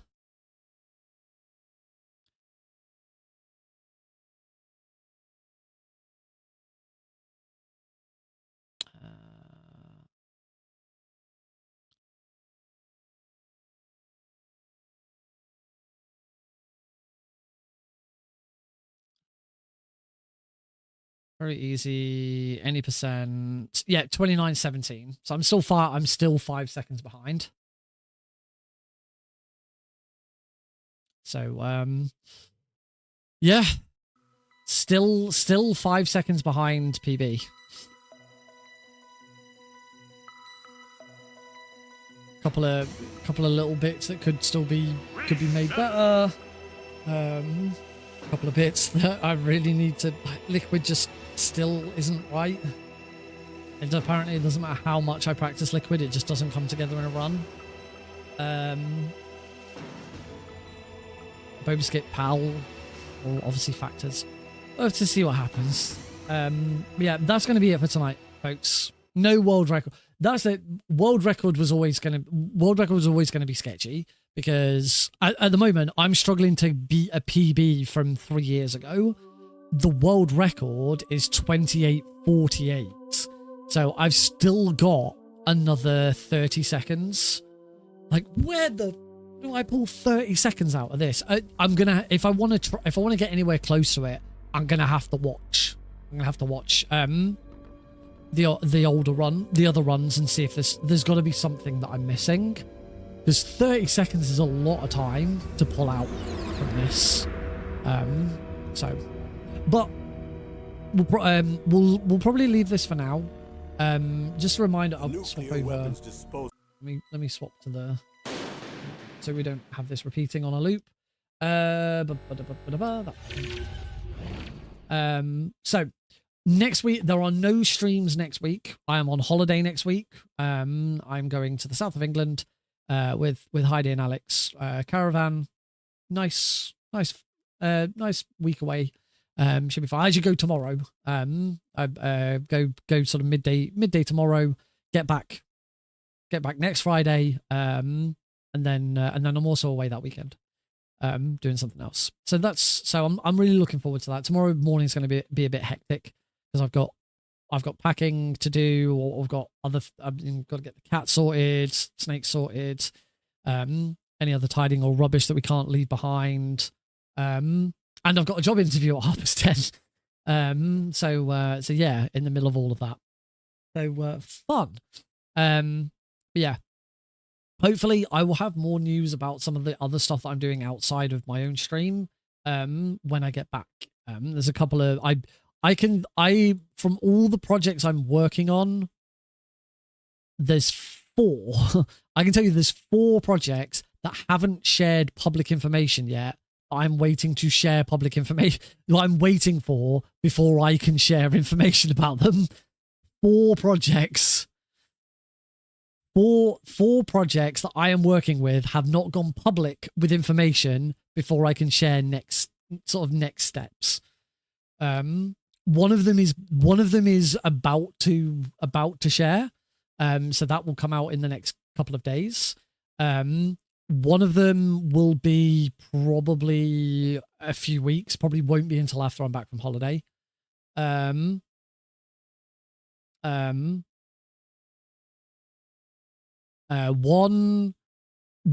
is a speedrun marathon that I am working with as their tech lead. They just haven't actually announced. The marathon. I don't think they've announced the marathon publicly. I mean, the marathon's already got loads of runners, loads of volunteers and stuff. I just don't think they've actually put a public message out to say this is the marathon and this is when it's taking place. I think they're waiting for the schedule. So I'll be able to actually talk more about that when that happens. And then I've got one more. And then the final project is my speedrunning UK live event, which obviously there's a bit more information about.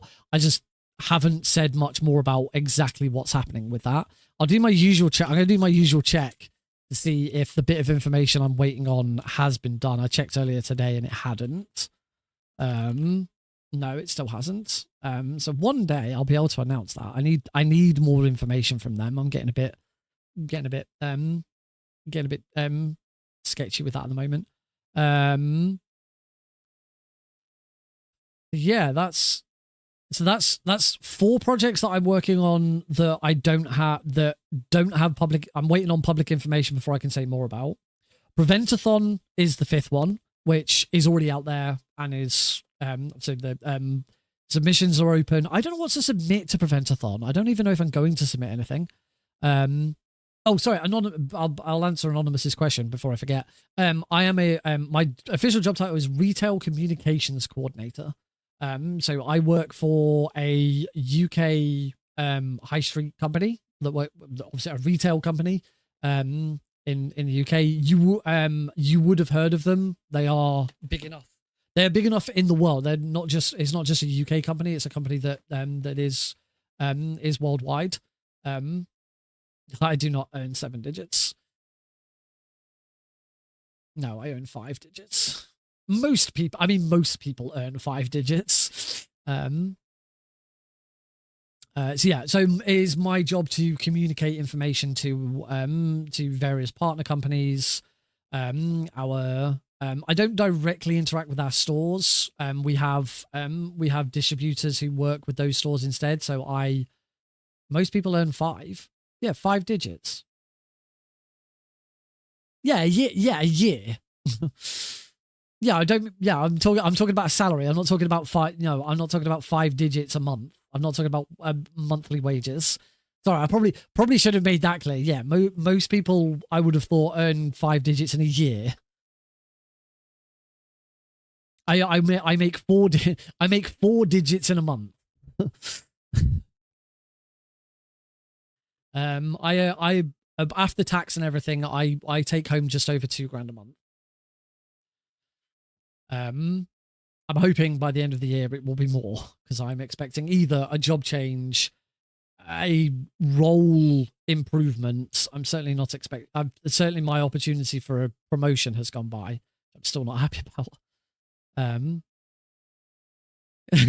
Sorry, I'm sorry. I've been. That's because I haven't not earned a yearly salary since. Well, it would have been back when I was working in the entertainer store in Rugby. So I started in their head office. It started being an annual salary, and that was 2016. No, it wasn't. 2013, something like that. Maybe it was 2016. I keep forgetting 2016 was 9 years ago, so maybe it was 2016. Yeah, I've been on an annual salary for about 10 years. So yeah, I don't think about paying monthly wages. I mean, I obviously I get paid monthly, but it's an annual salary. So I got a job interview tomorrow for an internal job role change. So it's still the same company, same office. Everything will stay the same except my job will change and my line manager. My job will change. My line manager will change and my department will change. I will no longer work for the retail team. I will work for a different team. I actually don't know well, I know the team that I'd work in because the job role that I'm going for is junior project manager. So I would work in the project manager operations team. But I don't know which department I actually think it's in the IT department. Which is great. I don't mind being in the IT department. I think that's the department that it actually then falls under, but I'm not sure exactly. But yeah, so I've said before, four marathons that I'm working on that I'm waiting for public information before I can say anything about. Preventathon is the one that is furthest along, where everything is already public and good to go. So if you want to, join Preventathon and volunteer or submit a run, go for it. And then I have an additional 2 marathons that are currently discussing dates and trying to decide what they want to do. So yes, altogether I have 7 different marathon projects that I am involved. Oh, and I'm a consultant for an 8th. Just a consultant. I'm not on their team. I'm just there as a consultant. Mostly because their event, their next event, which is hybrid, overlaps with one of the other events that I'm doing. And that event came first. So yeah, 7 different speedrun events that I am working with at the moment. And I still want to do my own at some point. I don't know when I'm going to have time to do anything. Oh dear. Should we have a look and see who we could raid? Who shall we raid? Happy Dude's playing Dead by Daylight. Boom. That is our raid target. Happy Dude is playing Dead by Daylight, a game I used to stream, the game that got me into streaming. Yeah, this is gonna be so good. I've not played DVD in a while. I can't remember who came out. I think I stopped playing just before the big soldier guy or the samurai guy came out. Something like that. Anyway, thank you all very much for joining in. As I say, no streams next week. I will see you on Tuesday, the 19th of August. Assuming nothing comes up between now and then that causes me to have to cancel that stream. Thanks all very much. Have a good one. See you then. Bye.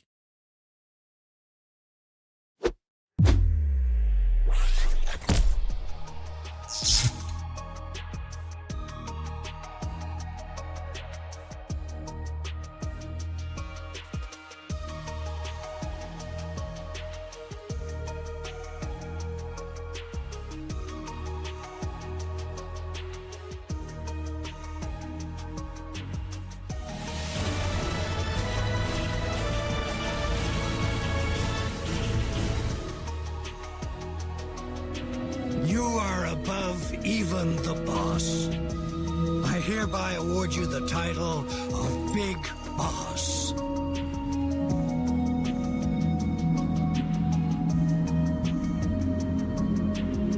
You are a true patriot.